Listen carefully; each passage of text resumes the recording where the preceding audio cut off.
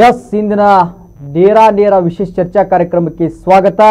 ನಾನು ಸುಭಾನಿ ಹುಕ್ಕೇರಿ.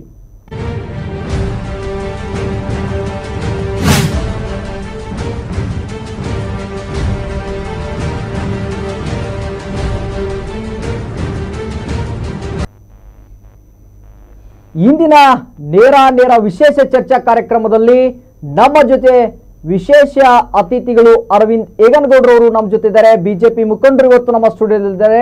ಸರ್, ಈ ಕಾರ್ಯಕ್ರಮಕ್ಕೆ ಸ್ವಾಗತ. ನಮಸ್ಕಾರ ಸರ್, ಹೇಗಿದ್ದೀರಾ ಸರ್? ಚೆನ್ನಾಗಿದ್ದೀನಿ ಸರ್. ಯಾವ ರೀತಿ ಬೆಳೆದ್ರಿ? ತಮ್ಮ ಬಾಲ್ಯದ ಜೀವನ ಹೇಗಿತ್ತು? ನಾನು ಒಬ್ಬ ಶಿಕ್ಷಕರ ಮಗ. ಮೊದಲಿನಿಂದನೂ ಸಮಾಜ ಸೇವೆಯಲ್ಲಿ ತೊಡಗಿಸಿಕೊಂಡು ಬಂದಂಥವನು.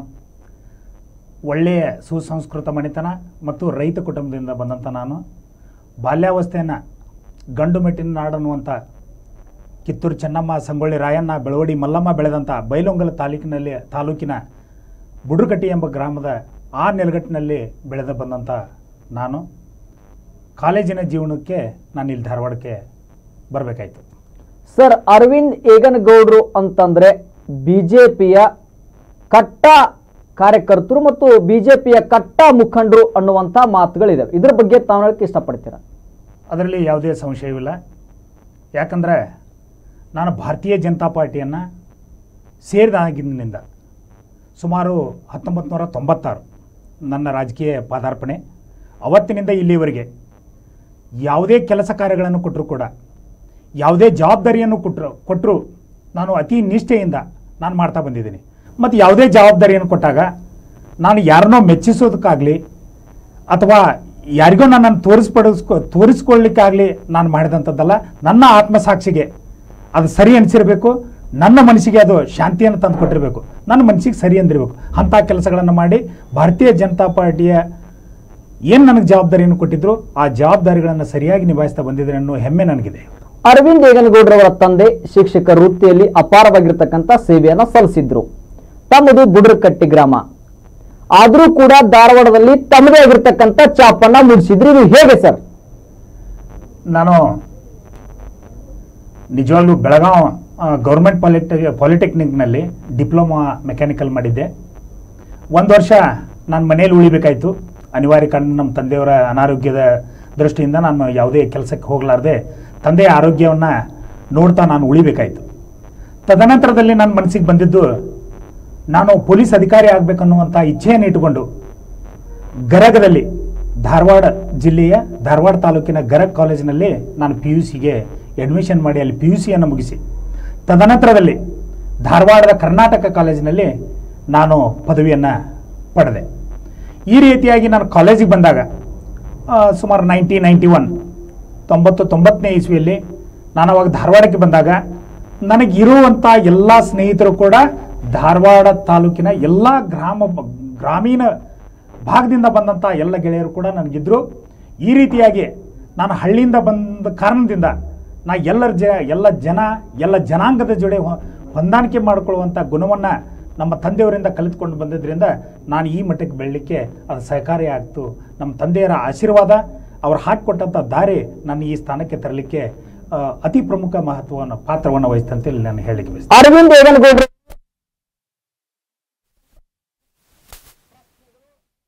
ಎನ್ನುವಂಥದ್ದು ಬಹಳಷ್ಟು ಮಾತುಗಳು ಕೇಳಿ ಬರ್ತಾ ಇದ್ದಾವೆ. ಯಾವ ಕ್ಷೇತ್ರದಲ್ಲಿ ತಾವು ಕಣಕ್ಕಿಳಿಯುವಂತಹ ಸಾಧ್ಯತೆ ಇದೆ ಸರ್? ನೋಡಿ, ನಾನು ಕಾಲೇಜ್ ಜೀವನದಿಂದ ಧಾರವಾಡ ಗ್ರಾಮೀಣದಲ್ಲಿ ಚಿರಪರಿಚಿತನಾದಂಥವನು. ನನ್ನ ಗೆಳೆಯರಿರ್ಬೋದು, ಸಂಬಂಧಿಕರಿರ್ಬೋದು ಅಥವಾ ನನ್ನ ಅಭಿಮಾನಿಗಳಿರ್ಬೋದು ಅದೇ ಕ್ಷೇತ್ರದಲ್ಲಿ ಇರುವಂಥವರು. ಅದರಲ್ಲಿಯೂ ವಿಶೇಷವಾಗಿ ನಾನು 8 ವಾರ್ಡ್ನಲ್ಲಿ ಬರುವಂಥ 7ನೇ ವಾರ್ಡ್ನಲ್ಲಿ ನನ್ನ ಮನೆ ಇರೋದು. ನನ್ನ ಕೆಲಸ ಕಾರ್ಯಗಳು ನನ್ನ ಆಫೀಸ್ ಅಂದರೂ ಅಡ್ಡಿಲ್ಲ, ಯಾಕಂದರೆ ಇಡೀ ಕ್ಷೇತ್ರಕ್ಕೆ ಸೆಂಟರ್ ಆಗುವಂಥ ಪ್ಲೇಸಲ್ಲಿ ನಾನು ಮನೆಯನ್ನು ಮಾಡಿದ್ದೀನಿ. ಸರಿಸುಮಾರು 25-26 ವರ್ಷದಿಂದ ನಾನು ಸಾಕಷ್ಟು ಜನಪರ ಕೆಲಸಗಳನ್ನು ಮಾಡ್ತಾ ಸಮಾಜ ಸೇವೆಯನ್ನು ಮಾಡ್ತಾ ಬೆಳೆದು ಬಂದಿದ್ದೀನಿ. ಆ ಕಾರಣಕ್ಕಾಗಿ ನನ್ನ ಅಭಿಮಾನದಿಂದ ಜನ ಕೂಡ ಹೇಳ್ತಾ ಇದ್ದಾರೆ, ಈ ಸಾರಿ ನೀವು ಧಾರವಾಡ 71 ಕ್ಷೇತ್ರದಿಂದ ನೀವು ನಿಲ್ಲಬೇಕಂತ ಜನರ ಒತ್ತಾಯ ಕೂಡ ಇದೆ. ನಾನು ಕೂಡ ಆಕಾಂಕ್ಷಿಯಾಗಿ ನಮ್ಮ ನಾಯಕರ ಎದುರಿಗೆ ನಾನು ಅದನ್ನು ನನ್ನ ಭಾವನೆಯನ್ನು ಹೇಳಿದ್ದೀನಿ. ಸರ್, ಧಾರವಾಡ ಗ್ರಾಮೀಣ ಕ್ಷೇತ್ರ ಅಂದ್ರೆ ರಾಜ್ಯ ರಾಜಕೀಯದಲ್ಲಿ ಸಾಕಷ್ಟು ಕುತೂಹಲವನ್ನ ಮೂಡಿಸುವಂತ ಕ್ಷೇತ್ರ.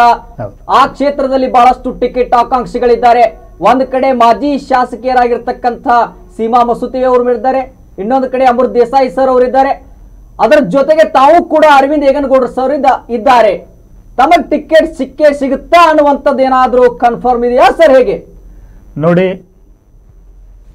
ಆಕಾಂಕ್ಷಿಗಳು ಇರೋದು ಸಹಜ. ಯಾಕಂದರೆ ಭಾರತೀಯ ಜನತಾ ಪಾರ್ಟಿಯಲ್ಲಿ ಒಬ್ಬ ಸಾಮಾನ್ಯ ಕಾರ್ಯಕರ್ತ ಇವತ್ತು ಪ್ರಧಾನಮಂತ್ರಿ ಜಾಗೆಯಲ್ಲಿ ಕೂಡಬೇಕಾದ್ರೆ ಭಾರತೀಯ ಜನತಾ ಪಾರ್ಟಿ ಕೊಡುಗೆ ಅಷ್ಟಿದೆ. ಇನ್ನೊಂದನ್ನು ಈಗಲೇ ನಾವು ನೋಡ್ಬೋದು, ರಾಷ್ಟ್ರಪತಿ ಕ್ಯಾಂಡಿಡೇಟ್ ಅವರು ಕೂಡ ಸಾಮಾನ್ಯ ಕಾರ್ಯಕರ್ತರು, ಹಿಂದುಳಿದ ವರ್ಗದವರು. ಅವರನ್ನು ಇವತ್ತು ರಾಷ್ಟ್ರಪತಿ ಹುದ್ದೆಗೆ ನಿಲ್ಲಿಸುವಂಥ ಶಕ್ತಿಯನ್ನು ಯಾವುದಾದ್ರೂ ಪಡೆದಿದ್ರೆ ಅದು ಭಾರತೀಯ ಜನತಾ ಪಾರ್ಟಿ.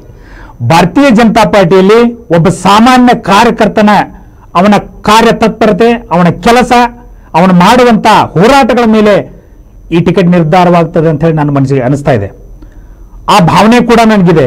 ನನ್ನ ನಾಯಕರಲ್ಲಿ ನಾನು ವಿನಂತಿಯನ್ನು ಕೂಡ ಮಾಡ್ಕೊಳ್ತೀನಿ. ಯಾಕಂದರೆ ಹೋರಾಟದಿಂದ ಬೆಳೆದು ಬಂದಂಥವು ನಾನು. ಎಲ್ಲರೂ ಕೇಳಲಿಕ್ಕೆ ಅವ್ರದ್ದೇ ಆದಂಥ ಹಕ್ಕಿದೆ. ಯಾಕಂದರೆ ಒಬ್ಬ BJP ಕಾರ್ಯಕರ್ತನಾಗಿ ಪ್ರತಿಯೊಬ್ಬರೂ ಕೇಳುವಂಥ ಹಕ್ಕಿದೆ. ಆದರೆ ತೀರ್ಮಾನ ಮಾಡೋರು ನಾಯಕರು ಏನು ಆದೇಶವನ್ನು ನೀಡ್ತಾರೆ ಆ ಆದೇಶಕ್ಕೆ ನಾನು ಬದ್ಧನಾಗಿರ್ತೇನೆ ಅಂತ ಹೇಳಿ ತಮ್ಮ ಮೂಲಕ ನಾನು ಹೇಳಲಿಕ್ಕೆ ಇಚ್ಛೆ ಪಡ್ತೇನೆ. ಸರ್, ರಾಜ್ಯ ಸರ್ಕಾರದ ಪ್ರಭಾವಿ ಸಚಿವರಾಗಿರ್ತಕ್ಕಂಥ ವಿನಯ್ ಕುಲಕರ್ಣಿ ಅವರು ಕ್ಷೇತ್ರ, ಗ್ರಾಮೀಣ ಕ್ಷೇತ್ರ, ಅವರ ವಿರುದ್ಧ ತಾವು ಕಣದಲ್ಲಿ ನಿಂತು ಕೊನೆ ಕ್ಷಣದಲ್ಲಿ ತಮಗೆ ಟಿಕೆಟ್ ಸಿಕ್ತು ಅಂತ ತಿಳ್ಕೊಳ್ಳಿ. ಆದರೆ ಕೊನೆ ಕ್ಷಣದಲ್ಲಿ ಅವರ ವಿರುದ್ಧ ತಾವು ಗೆಲ್ಲುತ್ತೀರಾ ಅನ್ನುವಂಥದ್ದು ಏನಾದರೂ ತಮಗೆ ಆಶಾಭಾವನೆ ಇದೆ ಸರ್? ಮತ್ತೆ ಅದರ ಬಗ್ಗೆ ತಾವು ಯಾವ ರೀತಿ ಒಂದು ಸಿದ್ಧತೆಯನ್ನು ಮಾಡಿಕೊಂಡಿದ್ದೀರಾ? ನೋಡಿ ಸರ್, ಇದರಲ್ಲಿ ನಾವು ಯುದ್ಧಕ್ಕೆ ಸನ್ನದ್ಧರಾಗಿ ನಿಂತಾಗ ಎದುರಿಗೆ ಯಾರು ಇರ್ತಾರೆ ಅನ್ನೋದು ಮಹತ್ವ ಪಡೆಯೋದಲ್ಲ. ನಾವು ಯಾವ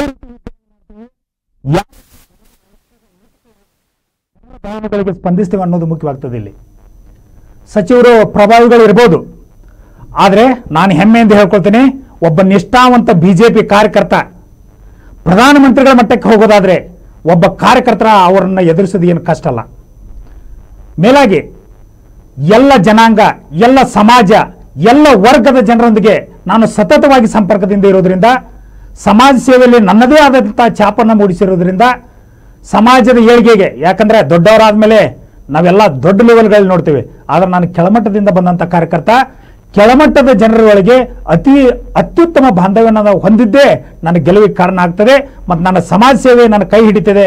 ಮತ್ತು ಏನು ಹಿರಿಯರು, ನಮ್ಮ ಹಿರಿಯ ನಾಯಕರ ಆಶೀರ್ವಾದ, ಹಿರಿಯ ನಾಯಕರ ಕೆಲಸ ಕಾರ್ಯಗಳು ಕೂಡ ನಮ್ಮನ್ನು ಕೈ ಹಿಡಿದು ನಾವು 100% 100% ನಾವು ಗೆದ್ದಿದ್ದೇವೆ ಅಂತ ಹೇಳಿ ನಾನು ಆತ್ಮವಿಶ್ವಾಸದಿಂದ ಹೇಳಲಿಕ್ಕೆ ಬಯಸ್ತೇನೆ. ಸರ್, ಬಿಜೆಪಿಯಲ್ಲಿ ಗೊಂದಲ ಉಂಟಾಗ್ತಾ ಇದೆ. ಗ್ರಾಮೀಣ ಕ್ಷೇತ್ರ ಟಿಕೆಟ್ ಅನ್ನ ಯಾರಿಗೆ ಕೊಡಬೇಕು ಅನ್ನುವಂತ ಗೊಂದಲ ಸೃಷ್ಟಿ ಆಗ್ತಾ ಇದೆ. ಇದರ ಬಗ್ಗೆ ತಾವು ಹೇಳಕ್ಕೆ ಇಷ್ಟಪಡ್ತೀರಾ? ಸರ್, ಇದರಲ್ಲಿ ಗೊಂದಲ ಅನ್ನೋ ಪ್ರಶ್ನೆನೇ ಇಲ್ಲ. ಕಾರ್ಯಕರ್ತರಾದವರು ಕೇಳೋದು ಅವ್ರ ಧರ್ಮ, ಅವ್ರ ಹಕ್ಕು ಕೂಡ. ಯಾಕಂದ್ರೆ ಪಕ್ಷದಲ್ಲಿ ನಾನು ದುಡಿದಿದ್ದೇನೆ ಅಂದಾಗ ನಾನು ಕೇಳೋದು ಹಕ್ಕು. ಇನ್ನೊಬ್ರು ಇನ್ನೂ 10 ಜನ ಕೇಳಿದ್ರು. ನಿಜವಾಗ್ಲೂ ಒಂದು ಮಾತನ್ನು ನೀವು ಗಮನಿಸಬೇಕಿಲ್ಲಿ, ಹೆಚ್ಚು ಸಂಖ್ಯೆಗಳಲ್ಲಿ ಆಕಾಂಕ್ಷಿಗಳಾಗ್ತಾ ಇದ್ದಾರೆ. ಯಾಕಂದ್ರೆ ಭಾರತೀಯ ಜನತಾ ಪಾರ್ಟಿಯ ಶಕ್ತಿ ಏನಿದೆ ಅಂತೇಳಿ ಪ್ರತಿಯೊಬ್ಬ ಕಾರ್ಯಕರ್ತರಿಗೂ ಇವತ್ತು ಗೊತ್ತಿದೆ. ಪ್ರಭಾವಿ ಸಚಿವರು ಇರ್ಬೋದು, ಅವ್ರು ಬೇಕಾದಷ್ಟಿದ್ರು ಕೂಡ ಒಬ್ಬ ಸಾಮಾನ್ಯ ಕಾರ್ಯಕರ್ತನ ಅವ್ರ ಎದುರಿಗೆ ನಿಂತು ಅವ್ರನ್ನ ಸೋಲಿಸ್ತೇನೆ ಅನ್ನುವಂಥ ಛಾತಿ ಯಾರಿಗಾದ್ರೂ ಇದ್ರೆ ಅದು ಭಾರತೀಯ ಜನತಾ ಪಾರ್ಟಿ ಕಾರ್ಯಕರ್ತರಿಗೆ ಮಾತ್ರ. ಸರ್, ಕೊನೆ ಕ್ಷಣದಲ್ಲಿ, ಯಾಕೆಂದ್ರೆ ಚುನಾವಣೆ ಸಂದರ್ಭ ಅಂತಂದ್ರೆ ಯಾವ ಸಂದರ್ಭದಲ್ಲಿ ಯಾರಿಗೆ ಟಿಕೆಟ್ ಸಿಗುತ್ತೋ ಅನ್ನುವಂತ ಒಂದು ಕುತೂಹಲ ಎಲ್ಲರಲ್ಲಿ ಮೂಡಿರುತ್ತದೆ. ಕೊನೆ ಕ್ಷಣದಲ್ಲಿ ತಮಗೆ ಬಿಜೆಪಿಯಿಂದ ಟಿಕೆಟ್ ಅನ್ನ ನಿರಾಕರಿಸಿದ್ರು. ಆ ಸಂದರ್ಭದಲ್ಲಿ ತಮ್ಮ ಮುಂದಿನ ನಡೆ ಏನು ಸರ್? ಸರ್, ನಾನು ಭಾರತೀಯ ಜನತಾ ಪಾರ್ಟಿಯ ಒಬ್ಬ ನಿಷ್ಠಾವಂತ ಕಾರ್ಯಕರ್ತ. ಕೇಳೋದು ನನ್ನ ಹಕ್ಕು. ನಮ್ಮದೇ ಆದಂಥ ಒಂದು ಚೌಕಟ್ಟಿರ್ತದೆ. ನಮ್ಮ ನಾಯಕರು ಎಲ್ಲವನ್ನು ಕೂಲಂಕಷವಾಗಿ ಗಮನದಲ್ಲಿ ಇಟ್ಕೊಂಡಿರ್ತಾರೆ. ಯಾರು ಹೋರಾಟವನ್ನು ಮಾಡ್ತಿದ್ದಾರೆ, ಯಾರು ಒಳ್ಳೆ ಕೆಲಸಗಳನ್ನು ಮಾಡ್ತಿದ್ದಾರೆ ಅನ್ನೋದು ಕೂಲಂಕಷವಾಗಿ ಅಬ್ಸರ್ವ್ ಮಾಡ್ತಿರ್ತಾರೆ. ಆದರೆ ಕೊನೆ ಕ್ಷಣದಲ್ಲಿ ನಮ್ಮ ನಾಯಕರ ಏನಾದರೂ ಆದೇಶವನ್ನು ಮಾಡಿದರೆ ನಾನು ಒಬ್ಬ ನಿಷ್ಠಾವಂತ ಕಾರ್ಯಕರ್ತನಾಗಿ ನಾನು ತ್ಯಾಗವನ್ನು ಮಾಡಲಿಕ್ಕೆ ನಾನು ಸಿದ್ಧನಿದ್ದೇನೆ. ಆ ಆಶ್ವಾಸನೆಯನ್ನು ಕೂಡ ನಾನು ನಾಯಕರಿಗೆ ನಾನು ಕೊಡ್ತೇನೆ. ಸರ್, ಮೊದಲು ಗ್ರಾಮೀಣ ಕ್ಷೇತ್ರದಿಂದ ಅಮೃತ್ ದೇಸಾಯಿ ಅವರು ಕೂಡ JDS ನಿಂದ ಸ್ಪರ್ಧೆಯನ್ನ ಮಾಡಿದ್ರು. ಈಗ JDS ನ ನಾಯಕರು ಗ್ರಾಮೀಣ ಕ್ಷೇತ್ರದಲ್ಲಿ ಇಲ್ಲ. ಒಂದು ವೇಳೆ JDS ನವರು ಅರವಿಂದ್ ಏಗನಗೌಡರವರಿಗೆ ಟಿಕೆಟ್ ಅನ್ನ ಕೊಡ್ತಾರೆ ಅಂತಂದ್ರೆ ತಾವು ಹೋಗ್ತೀರಾ ಅಥವಾ ಹೇಗೆ ಸರ್? ಅದು ಸಾಧ್ಯವಿಲ್ಲದ ಮಾತು ಸರ್. ಯಾಕಂದ್ರೆ ಒಬ್ಬ ಭಾರತೀಯ ಜನತಾ ಪಕ್ಷದ ಕಾರ್ಯಕರ್ತನ ನಿಷ್ಠೆ ಯಾವ ಪರಿ ಅಂದರೆ, ಕೊಟ್ಟರು ಆಯಿತು, ಕೊಡಲಿಲ್ಲ ಅಂದ್ರೂ ಆಯಿತು, ದೇಶಮುಖಿಯಲ್ಲಿ ನಂತರ ಪಕ್ಷಕ್ಕಾಗಿ ತನ್ನ ಜೀವಮಾನವನ್ನೇ ಮುಡಿಪಾಗಿಟ್ಟುವಂಥ ಕಾರ್ಯಕರ್ತರು ಸಾಕಷ್ಟು ಜನ ಇವತ್ತಿದ್ದಾರೆ. ಅಧಿಕಾರ ಸಿಗದೇ ಇರ್ಬೋದು, ಆದರೆ ಇವತ್ತಿಗೂ ಯಾರೂ ಕೂಡ ತಮ್ಮ ಮನದಾಳ ತಮ್ಮಲ್ಲಿ ಇರುವಂಥ ಯಾವುದೇ ತೊಂದರೆಗಳಿದ್ರೂ ಕೂಡ ಭಾರತೀಯ ಜನತಾ ಪಾರ್ಟಿಗಾಗಿ ತಮ್ಮ ಸರ್ವಸ್ವವನ್ನು ತ್ಯಾಗ ಮಾಡಿದಂಥವ್ರು ಇದ್ದಾರೆ. ಅದರಲ್ಲಿ ನಾನು ಒಬ್ಬ ಆಗ್ತೀನಿ ಅನ್ನುವಂಥ ಮಾತನ್ನು ನಾನು ಇಲ್ಲಿ ಹೇಳಲಿಕ್ಕೆ ಬಯಸ್ತೇನೆ. ಅರವಿಂದ್ ಏಗನಗೌಡ್ರ ಸರ್ ಅವರು ಬಿಜೆಪಿಯಲ್ಲಿ ರಾಜ್ಯಾಧ್ಯಕ್ಷರ ಜೊತೆ ಆಗಲಿ ರಾಜ್ಯ ರಾಷ್ಟ್ರ ಮಟ್ಟದ ನಾಯಕರ ಜೊತೆ ಗುರುತಿಸಿಕೊಂಡಿರ್ತಕ್ಕಂಥ ವ್ಯಕ್ತಿ, ತಮಗೇನು ಅನಿಸ್ತದೆ ಸರ್ ಇವಾಗ? ನೋಡಿ, ನಮ್ಮ ನಾಯಕರು ಯಾವಾಗಲೂ ಯಾವುದೇ ದೊಡ್ಡ ನಾಯಕರು ಇರ್ಬೋದು, ಒಬ್ಬ ಅತಿ ಸಾಮಾನ್ಯ ಕಾರ್ಯಕರ್ತನನ್ನು ಕೂಡ ಅತಿ ಪ್ರೀತಿಯಿಂದ ನೋಡುವಂಥ ಪಕ್ಷ ಮತ್ತು ನಾಯಕರು ಯಾರಾದರೂ ಇದ್ದರೆ ಅದು ಭಾರತೀಯ ಜನತಾ ಪಾರ್ಟಿಯಲ್ಲಿ ಮಾತ್ರ. ಇದೊಂದು ಕುಟುಂಬ, ಹಲವಾರು ಸಮಸ್ಯೆಗಳಿರ್ಬೋದು, ಕೆಲವೊಂದು ಹೆಚ್ಚು ಕಡಿಮೆ ಆಗ್ಬೋದು, ಆದರೂ ಕೂಡ ಒಂದು ಕುಟುಂಬದಲ್ಲಿ ಯಾವುದೇ ತೊಂದರೆ ಆದಾಗಲೂ ಕೂಡ ಎಲ್ಲರೂ ಒಕ್ಕಟ್ಟಿನಿಂದ ಯಾವ ರೀತಿ ಮಾಡ್ತಾರೆ ಆ ಸ್ಥಿತಿ ನಮ್ಮ ಭಾರತೀಯ ಜನತಾ ಪಾರ್ಟಿಯಲ್ಲಿದೆ. ಎಲ್ಲ ನಾಯಕರು ಕೂಡ ಪ್ರತಿಯೊಬ್ಬ ಕಾರ್ಯಕರ್ತನೂ ಕೂಡ ಅಷ್ಟೇ ಪ್ರೀತಿಯಿಂದ ನೋಡ್ತಾರೆ ಅನ್ನುವಂಥದ್ದು ನನ್ನ ಭಾವನೆ. ಸರ್, ಒಂದು ವೇಳೆ ಗ್ರಾಮೀಣ ಕ್ಷೇತ್ರ ಬಗ್ಗೆ ತಾವು ಸ್ಪರ್ಧೆಯನ್ನ ಮಾಡಲಿಕ್ಕೆ ನಾನು ತಯಾರಿ ಮಾಡಿಕೊಳ್ತಿದ್ದೀನಿ ಅನ್ನುವಂತ ಒಂದು ಮಾತನ್ನ ತಾವಾಗ್ಲೇ ಹೇಳಿದ್ರಿ. ಹೌದು. ಒಂದು ವೇಳೆ ಅಮೃತ್ ದೇಸಾಯಿ ಸರ್ ಅವರಿಗೆ ಸಿಗ್ಲಿ, ಅದರ ಜೊತೆಗೆ ನಮ್ಮ ಸೀಮಾ ಮಸೂತಿ ಮೇಡಮ್ ಅವರಿಗೆ ಸಿಗ್ಲಿ ಟಿಕೆಟ್, ಒಂದ್ ವೇಳೆ ಇಬ್ಬರಲ್ಲಿ ಒಬ್ಬರಿಗೆ ಸಿಕ್ಕರೆ ಅವರಿಗೆ ನೀವು ಬೆಂಬಲಿಸ್ತೀರಾ ಹೇಗೆ? ನಾನು ಯಾವತ್ತು ವ್ಯಕ್ತಿನಿಷ್ಠನಲ್ಲ, ನಾನು ಪಕ್ಷನಿಷ್ಠ.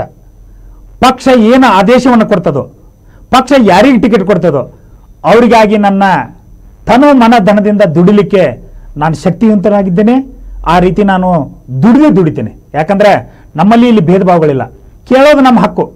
ಕೆಲವೊಂದಿಷ್ಟು ಜನ ಒಂದು ಮನೆಯಲ್ಲಿ 4-6 ಜನ ಅಂತಂಬ್ರು ಇರ್ತಾರೆ, ಒಬ್ಬರಿಗೆ ನಾವು ಹಿರಿತನ ಕೊಡ್ತೇವೆ ಅಂದಾಗ ಯಾರೂ ಬೇಡ ಅನ್ನೋದಿಲ್ಲ, ಯಾಕಂದ್ರೆ ಅಣ್ಣ.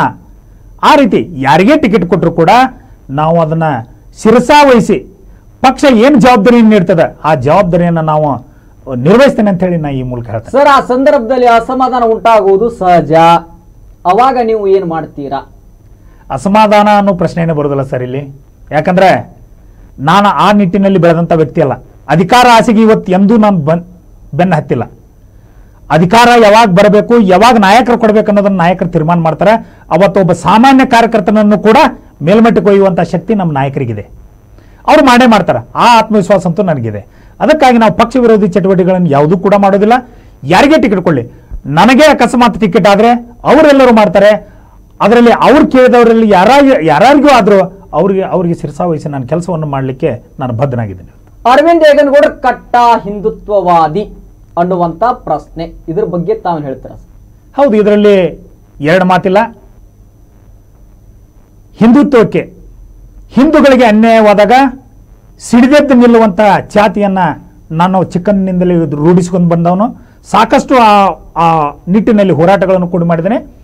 ಹಾಗಂತ ಕೇವಲ ಕ್ಷುಲ್ಲಕ ಕಾರಣಗಳಿಗಾಗಿ ಯಾರನ್ನೋ ವಿರೋಧ ಮಾಡುವಂಥ ಭಾವನೆಯೂ ನಂದಲ್ಲ. ನನಗೂ ಸಾಕಷ್ಟು ಮುಸ್ಲಿಂ ಜನಾಂಗದ ಗೆಳೆಯರಿದ್ದಾರೆ, ಆತ್ಮೀಯರಿದ್ದಾರೆ, ಆತ್ಮೀಯವಾಗಿ ನಡ್ಕೊಂಡಿರ್ತೀವಿ. ಯಾವಾಗ ಹಿಂದುತ್ವಕ್ಕೆ ಧಕ್ಕೆ ಬರುತ್ತೆ ಆವಾಗ ಸಿಡಿದೆದ್ದು ನಿಲ್ಲುವಂಥ ಛಾತಿಯನ್ನು ನಾನು ರೂಢಿಸಿಕೊಂಡಿದ್ದೀನಿ. ಇವತ್ತಿಗೂ ಕೂಡ ಹಿಂದುತ್ವದ ಪರವಾಗಿ ನಾನಿದ್ದೀನಿ. ಆದರೆ ಹಿಂದುತ್ವಕ್ಕೆ ಪರವಾಗಿ ಇದ್ದೇನೆ ಅಂದರೆ ಇನ್ನೊಬ್ಬರಿಗೆ ನೋವುಂಟು ಮಾಡುವಂಥ ಕೆಲಸವನ್ನು ಮಾತ್ರ ನಮ್ಮ ಕೈಯಿಂದ ನಾವು ಮಾಡೋದಿಲ್ಲ. ಹಿಂದುತ್ವಕ್ಕೆ ಅನ್ಯಾಯ ಆದಾಗ ಸಿಡಿದೆದ್ದು ಮಾತ್ರ ನಿಲ್ತೀವಿ. ಸರ್, ಪಾಪ ಪ್ರಮೋದ್ ಮುತಾಲಿಕ್ ಅವ್ರನ್ನ ಯಾಕೆ ನೀವು ಬಿಜೆಪಿ ಕರ್ಕೋವಲ್ರಿ? ತಾವು ಕೂಡ ಪಾಪ ಪ್ರಮೋದ್ ಮುತಾಲಿಕ್ ಅವರು ಕೂಡ ಕಟ್ಟ ಹಿಂದುತ್ವವಾದಿ, ಆದರೆ ಬಿಜೆಪಿಯವರು ಯಾಕೆ ಅವರನ್ನ ದೂರ ಮಾಡ್ತಾ ಇದ್ದೀರಿ? ನೋಡಿ ಸರ್, ಇದರಲ್ಲಿ ಏನಿದೆ, ಪ್ರಮೋದ್ ಮುತಾಲಿಕರು ಹಿರಿಯರು, ಅವರಿಗೆ ನನ್ನ ಸದಾ ಗೌರವ ಇರ್ತದೆ. ಯಾಕಂದರೆ ಅವರನ್ನು ನೋಡಿ ಕೇಳಿ ಬೆಳೆದಂಥವ್ರು ನಾವು. ಆದರೆ ಪಕ್ಷ ಅಂದಮೇಲೆ, ಒಂದು ರಾಜಕೀಯ ಪಕ್ಷ ಅಂದಮೇಲೆ ಅದರದ್ದೇ ಆದ ಒಂದು ಇತಿಮಿತಿಗಳಿರ್ತವೆ. ಯಾಕಂದರೆ ಪಕ್ಷ ಒಂದು ನಿರ್ಧಾರವನ್ನು ಮಾಡಿದಾಗ ಪಕ್ಷವನ್ನು ವಿರೋಧಿಸುವುದು ನಮ್ಮ ಧರ್ಮ ಅಲ್ಲ. ಆದರೆ ಆ ನಾಯಕರ ಬಗ್ಗೆ ನಮ್ಮ ನಾಯಕರೇ ಏನು ತೀರ್ಮಾನ ತಗೊಳ್ಳೋದು ಅವ್ರು ತಗೊಳ್ತಾರೆ ಅಷ್ಟೆ. ಒಂದು ವೇಳೆ ಅರವಿಂದ್ ಏಗನಗೌಡ್ರವರು ಶಾಸಕರಾದ್ರು ತಮ್ಮ ಮುಂದಿನ ಯೋಜನೆ ಏನು ಸರ್? ಏನು ಬಡವ ಬಲ್ಲಿದ ಏನು ಮೇಲು ಕೀಳು ಅನ್ನುವಂಥದ್ದು ಏನಿದೆ ಅದನ್ನೆಲ್ಲ ತೊಡೆದು ಹಾಕುವಂಥ ಕೆಲಸವನ್ನು ಮೊದಲು ಮಾಡ್ತೀನಿ. ಎಲ್ಲರೂ ಒಂದು ಅನ್ನುವಂಥ ಭಾವನೆಗಳನ್ನು ಮೂಡಿಸಲಿಕ್ಕೆ ಎಲ್ಲ ವರ್ಗದ ಜನಾಂಗದ ಯುವಕರಿಗಿರ್ಬೋದು, ಎಲ್ಲ ಹಿರಿಯರಿಗಿರ್ಬೋದು ಅನುಕೂಲ ಆಗುವಂಥ ಕೆಲಸಗಳನ್ನು ಮಾಡುವುದು. ಆಮೇಲೆ ಕ್ಷೇತ್ರದಲ್ಲಿ ಸಾಕಷ್ಟು ಅಭಿವೃದ್ಧಿ, ಇವತ್ತು ಉಸ್ತುವಾರಿ ಸಚಿವರಿದ್ದರೂ ಕೂಡ ಸಾಕಷ್ಟು ಅಭಿವೃದ್ಧಿಗಳು ಹಿನ್ನಡೆ ಆಗಿವೆ. ಕೇಂದ್ರ ಸರ್ಕಾರದಿಂದ ಬಂದಂಥ ಹಣವನ್ನು ತೆಗೆದುಕೊಂಡು ಇವತ್ತು ಅಭಿವೃದ್ಧಿಯನ್ನು ಮಾಡುವಂಥ ನಿಟ್ಟಿನಲ್ಲಿ ಒಬ್ಬ ಸಾಮಾನ್ಯನಾಗಿ, ಒಬ್ಬ ಸಾಮಾನ್ಯ ಕಾರ್ಯಕರ್ತನಾಗಿ, ಸಾಮಾನ್ಯರ ಜೊತೆ ಅತಿ ಆತ್ಮೀಯನಾಗಿರುವುದರಿಂದ ಸಾಮಾನ್ಯರ ಕಷ್ಟಗಳೇನನ್ನೋದು ನನಗೆ ಎಲ್ಲರಿಗಿಂತ ಹೆಚ್ಚಿಗೆ ನನಗೆ ಗೊತ್ತಿದೆ. ಅದಕ್ಕೆ ಸಾಮಾನ್ಯರಿಗೆ ಅನುಕೂಲ ಆಗುವಂಥ ಯೋಜನೆಗಳನ್ನು ನಾನು ರೂಪಿಸುವಂಥ ನಿರ್ಧಾರವನ್ನು ನಾನು ಮಾಡ್ತೇನೆ. ಅಂದರೆ ಆ ಭಾಗದ ಸಚಿವರಿಗೆ ಯಾವುದೇ ಅಭಿವೃದ್ಧಿ ಕೆಲಸಗಳನ್ನು ಮಾಡಿಲ್ಲ ಅಂತೀರಾ ಸರ್ ತಾವು? ಹೇಗೆ ನೋಡಿ, ಈಗಾಗಲೇ ನೋಡ್ತಾ ಇದ್ದೀರಿ ಅಭಿವೃದ್ಧಿ ಕೆಲಸಗಳನ್ನು ನಾವು ಕೇವಲ ಗುದ್ಲಿ ಪೂಜೆ, ಯಾವ ಹಣ ಯಾವ ಫಂಡ್ ಎಲ್ಲಿಂದ ಬಂದಿರ್ತದೆ ಅನ್ನುವಂಥದ್ದು ತಿಳ್ಕೊಳ್ಳಾರ್ದೇನೆ ನಾವು ಹೋಗಿ ಯಾರಿಗೂ ಹೇಳಿ ನಾವು ಗುದ್ಲಿ ಪೂಜೆ ಮಾಡಿದ್ರೆ ನಾವು ಮಾಡಿದಂಗಲ್ಲ. ಜನ ಇವತ್ತು ಮಾಧ್ಯಮಗಳ ಮುಖಾಂತರ ಸಾಕಷ್ಟು ವಿಷಯಗಳನ್ನು ತಿಳಿತದೆ. ಯಾಕಂದ್ರೆ ನಾ ಹೇಳೋದು ಸತ್ಯ ಇರೋದಿಲ್ಲ, ಇನ್ನೊಬ್ರು ಹೇಳೋದು ಸತ್ಯ ಇಲ್ಲ. ಯಾಕಂದ್ರೆ ಪರಾಮರ್ಶಿಸಿ ನೋಡುವಂಥ ಗುಣ ಸಾಮಾನ್ಯ ಜನಕ್ಕಿದೆ, ಇವತ್ತು ಮತದಾರರಿಗಿದೆ. ಮತದಾರ ಹೊರಗಡೆ ಕುಳಿತುಕೊಂಡು ನಾವು ಏನೇ ಮಾಡಿದ್ರು ಹೊರಗಡೆ ನಮ್ಮ ಸುತ್ತಮುತ್ತ ಕುಳಿತುಕೊಂಡು ಇವತ್ತು ನಮ್ಮನ್ನು ಅಬ್ಸರ್ವ್ ಮಾಡ್ತಾ ಇದ್ದಾರೆ. ಯಾರು ಏನು ಕೆಲಸ ಮಾಡ್ತಾ ಇದ್ದಾರೆ, ಎಲ್ಲಿಂದ ಫಂಡ್ ಬರ್ತದೆ ಅಂದರೆ ಮೀಡಿಯಾ ಇವತ್ತು ಪವರ್ಫುಲ್ ಆಗಿರೋದ್ರಿಂದ ಇವತ್ತು ಎಲ್ಲರಿಗೂ ಎಲ್ಲ ವಿಷಯಗಳು ಗೊತ್ತಿರ್ತಾವೆ. ಅದಕ್ಕೆ ಅದನ್ನು ಮುಚ್ಚಿಟ್ಟು ನಾವು ಮಾಡುವಂಥದ್ದು ಇದರಲ್ಲಿ ಏನೂ ಇಲ್ಲ. ಯಾವುದೇ ಅಭಿವೃದ್ಧಿ ಕೆಲಸ ಇವತ್ತು ಹುಬ್ಳಿ ಧಾರವಾಡ ಮಹಾನಗರದಲ್ಲಿರ್ಬೋದು, ಧಾರವಾಡ ಜಿಲ್ಲೆಯಲ್ಲಿರ್ಬೋದು, ಯಾವುದೇ ಅಭಿವೃದ್ಧಿ ಕೆಲಸ ಆಗ್ತಾ ಇದ್ರೆ ಅದು ಕೇಂದ್ರ ಸರ್ಕಾರದ ಹಣದಿಂದ ಅಭಿವೃದ್ಧಿ ಕೆಲಸ ಆಗ್ತಾ ಇದೆ ಇವತ್ತು. ಸರ್ ತಾವು ಕೂಡ ಕಾರ್ಯಕರ್ತರಾಗಿ ಕೆಲಸವನ್ನ ಮಾಡ್ತಾ ಇದ್ದೀರಿ. ಹೌದು. ಆದರೆ ಕಳೆದ 15 ದಿನಗಳಿಂದ ಧಾರವಾಡದಲ್ಲಿ ಬ್ಯಾನರ್ ಪ್ರಚಾರರು ಬಿಜೆಪಿ ಅವರು ಅನ್ನುವಂತ ಪ್ರಶ್ನೆ ಉದ್ಭವ ಆಗ್ತಾ ಇದೆ. ಇದರ ಬಗ್ಗೆ ತಾವು ಹೇಳ್ತೀರಾ ಸರ್? ನೋಡಿ ಸರ್, ಈಗ ನಮ್ಮ ನಾಯಕರು ಯಾವುದೇ ಒಂದು ಕೆಲಸವನ್ನು ಮಾಡಿದಾಗ, ಕೇಂದ್ರ ಸರ್ಕಾರದಿಂದ ಹಣವನ್ನು ತಂದು ಕೆಲಸವನ್ನು ಮಾಡಿದಾಗ ಯಾರು ತಂದಿರ್ತಾರೆ ನಮ್ಮ ನಾಯಕರು, ಸನ್ಮಾನ್ಯ ಜಗದೀಶ್ ಶೆಟ್ಟರ್ ಇರ್ಬೋದು, ಪ್ರಹ್ಲಾದ್ ಜೋಶಿ ಅವರು ಇರ್ಬೋದು, ಶಾಸಕರಾದಂಥ ಆತ್ಮೀಯರಾದಂಥ ಅರವಿಂದ್ ಬೆಲ್ಲದವರು ಇರ್ಬೋದು, ಅವರ ಪ್ರಯತ್ನದಿಂದ ಸಾಕಷ್ಟು ಹಣವನ್ನು ಇವತ್ತು ತಂದು ಇಲ್ಲಿ ಅಭಿವೃದ್ಧಿ ಹುಬ್ಳಿ ಧಾರವಾಡದಲ್ಲಿ ಅಭಿವೃದ್ಧಿ ಕೆಲಸವನ್ನು ಮಾಡುವಾಗ ಅವರಿಗೆ ಅಭಿನಂದನೆ ಸಲ್ಲಿಸಿ ಬ್ಯಾನರ್ ಹಾಕಿದ್ರೆ ಏನು ತಪ್ಪಿದೆ ಸರ್? ಒಂದು, ನಮ್ಮ ನಾಯಕರ ಭಾವಚಿತ್ರಗಳನ್ನು ಹಾಕಿ ನಮ್ಮ ನಾಯಕರ ತಂದಂಥ ಹಣದಿಂದ ಕೇಂದ್ರ ಸರ್ಕಾರದ ಯೋಜನೆಗಳನ್ನು ಸಾಮಾನ್ಯ ಜನರಿಗೆ ತಿಳಿಸುವಂಥ ಕೆಲಸವನ್ನು ನಾವು ಮಾಡಿದಾಗ ವಿರೋಧ ಪಕ್ಷದವರು ಕೂಡ ಅಲ್ಲಿ ಬ್ಯಾನರ್ಗಳನ್ನು ಹಾಕಿದ್ರು. ಉದಾಹರಣೆಯನ್ನು ಹೇಳ್ತೇನೆ, ಮೊನ್ನೆ ನರೇಂದ್ರ ಬೈಪಾಸ್ವರೆಗೆ ಗುದ್ದಲಿ ಪೂಜೆಯನ್ನು ಮಾಡುವ ಸಮಯದಲ್ಲಿ ಕೇಂದ್ರ ಸರ್ಕಾರದಿಂದ ಬಂದಂಥ ಹಣ 77 ಕೋಟಿ. ನಾವು 77 ಕೋಟಿ ಹಣ ತಂದಂಥ ಎಲ್ಲ ನಮ್ಮ ನಾಯಕರಿಗೆ ಅಭಿನಂದನೆ ಕೇಂದ್ರ ಮಂತ್ರಿಗಳು ಬರ್ತಾ ಇದ್ರು, ಅವರಿಗೂ ಕೂಡ ಅಭಿನಂದನೆಗಳನ್ನು ಹಾಕಿ ನಾವು ಬ್ಯಾನರ್ಗಳನ್ನು ಹಾಕಿದ್ವಿ. ವಿರೋಧ ಪಕ್ಷದವರು ಸನ್ಮಾನ್ಯ ವಿನಯ್ ಕುಲಕರ್ಣಿಯವರ ಫಾಲೋವರ್ಸು ಅವರು ಕೂಡ ಒಂದು ಬ್ಯಾನರನ್ನು ಹಾಕಿದ್ರು. ಅವರು ಅದರಲ್ಲಿ ಬರೆದಿದ್ರು 71 ಕೋಟಿ ಅಂತ. ಯಾರು ತಂದಿರ್ತಾರೆ, ಎಷ್ಟು ಹಣವನ್ನು ತಂದಿರ್ತಾರೆ ಅನ್ನೋದು ತಂದವ್ರಿಗೆ ಮಾತು ಗೊತ್ತಿರ್ತದೆ. ನಾನು ಹೇಳ್ತೇನೆ, ಕಾಪಿ ಮಾಡೋದಾದ್ರು ಇನ್ನೊಬ್ಬರನ್ನ ನೋಡಿ ಕಾಪಿ ಮಾಡೋದಾದ್ರು ಅಟ್ಲೀಸ್ಟ್ ಕ್ಲಿಯರ್ ಆಗಿ ನೋಡಿ ಕಾಪಿ ಮಾಡ್ರಿ ಅಂತ ಹೇಳ್ತೇನೆ. ನಾವು 77 ಕೋಟಿ ಹಣವನ್ನು ತಂದು ಅಲ್ಲಿ ಕೆಲಸವನ್ನು ಮಾಡ್ತಿರುವಾಗ ಇವ್ರು 71 ಕೋಟಿ ತಂದಿವಿ ಅಂತ ಹೇಳ್ತಾ ಇದಾರೆ ಅಂದ್ರೆ ನೀವು ವಿಚಾರ ಮಾಡಿ ಬ್ಯಾನರ್ ರಾಜಕಾರಣ ಯಾರು ಮಾಡ್ತಾ ಇದ್ದಾರೆ ಅಂತ. ಅಂದ್ರೆ ಸ್ಥಳೀಯ ಸಚಿವರಿಗೆ ತಾವು ಕಾರ್ಯಕ್ರಮದಲ್ಲಿ ಗೌರವವನ್ನ ಕೊಟ್ಟಿಲ್ಲ ಅನ್ನುವಂತ ಒಂದು ಆರೋಪ ಇದೆ ಸರ್, ಇದ್ರ ಬಗ್ಗೆ ತಾವು ಹೇಳ್ತೀರಾ? ನೋಡಿ, ಪಕ್ಷ ಯಾವುದೇ ಇರಲಿ, ಅವರು ಸಚಿವರು, ಮೇಲಾಗಿ ಉಸ್ತುವಾರಿ ಸಚಿವರು, ಒಂದು ಕರ್ನಾಟಕದ ರಾಜ್ಯ ಸಚಿವರಿಗೆ ಎಷ್ಟು ಗೌರವವನ್ನು, ಯಾವ ರೀತಿ ಗೌರವವನ್ನು ಕೊಡಬೇಕನ್ನೋದು ಭಾರತೀಯ ಜನತಾ ಪಾರ್ಟಿ ಶಿಸ್ತಿನ ಪಕ್ಷ. ನಾವು ಎಲ್ಲ ಜನರಿಗೆ, ಎಲ್ಲ ಜನಾಂಗಕ್ಕೆ ಗೌರವವನ್ನು ಕೊಡಬೇಕನ್ನುವಂಥ ಗರಡಿಯಲ್ಲಿ ಬೆಳೆದು ಬಂದಂಥವ್ರು. ನಾವು ಅವ್ರಿಗೆ ಯಾವುದೇ ರೀತಿಯ ಅಗೌರವವನ್ನು ತೋರಿಸಿಲ್ಲ.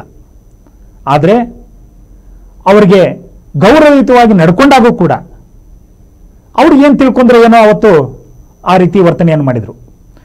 ನಿಜವಾಗ್ಲೂ ಹೇಳ್ತೀನಿ, ಭಾರತೀಯ ಜನತಾ ಪಾರ್ಟಿಯ ಕಾರ್ಯಕರ್ತ, ಒಬ್ಬ ಸಾಮಾನ್ಯ ಕಾರ್ಯಕರ್ತ ಎಲ್ಲಿಯಾದರೂ ಯಾರ್ದಾದ್ರೂ ಜೊತೆ ಒಂದು ಮಿಸ್ಬಿಹೇವ್ ಮಾಡಿದ್ದಾರೆ ಅಥವಾ ಅಗೌರವವನ್ನು ತೋರಿಸಿದ್ದಾರೆ ಅಂತ ಒಂದು ಉದಾಹರಣೆಯನ್ನು ನೀವು ತೋರಿಸಿದ್ರೆ ಸಾಕು. ಯಾಕಂದರೆ ನಾವು ಅಂಥ ಗರಡಿಯಲ್ಲಿ ನಾವು ಪಳಗಿಲ್ಲ.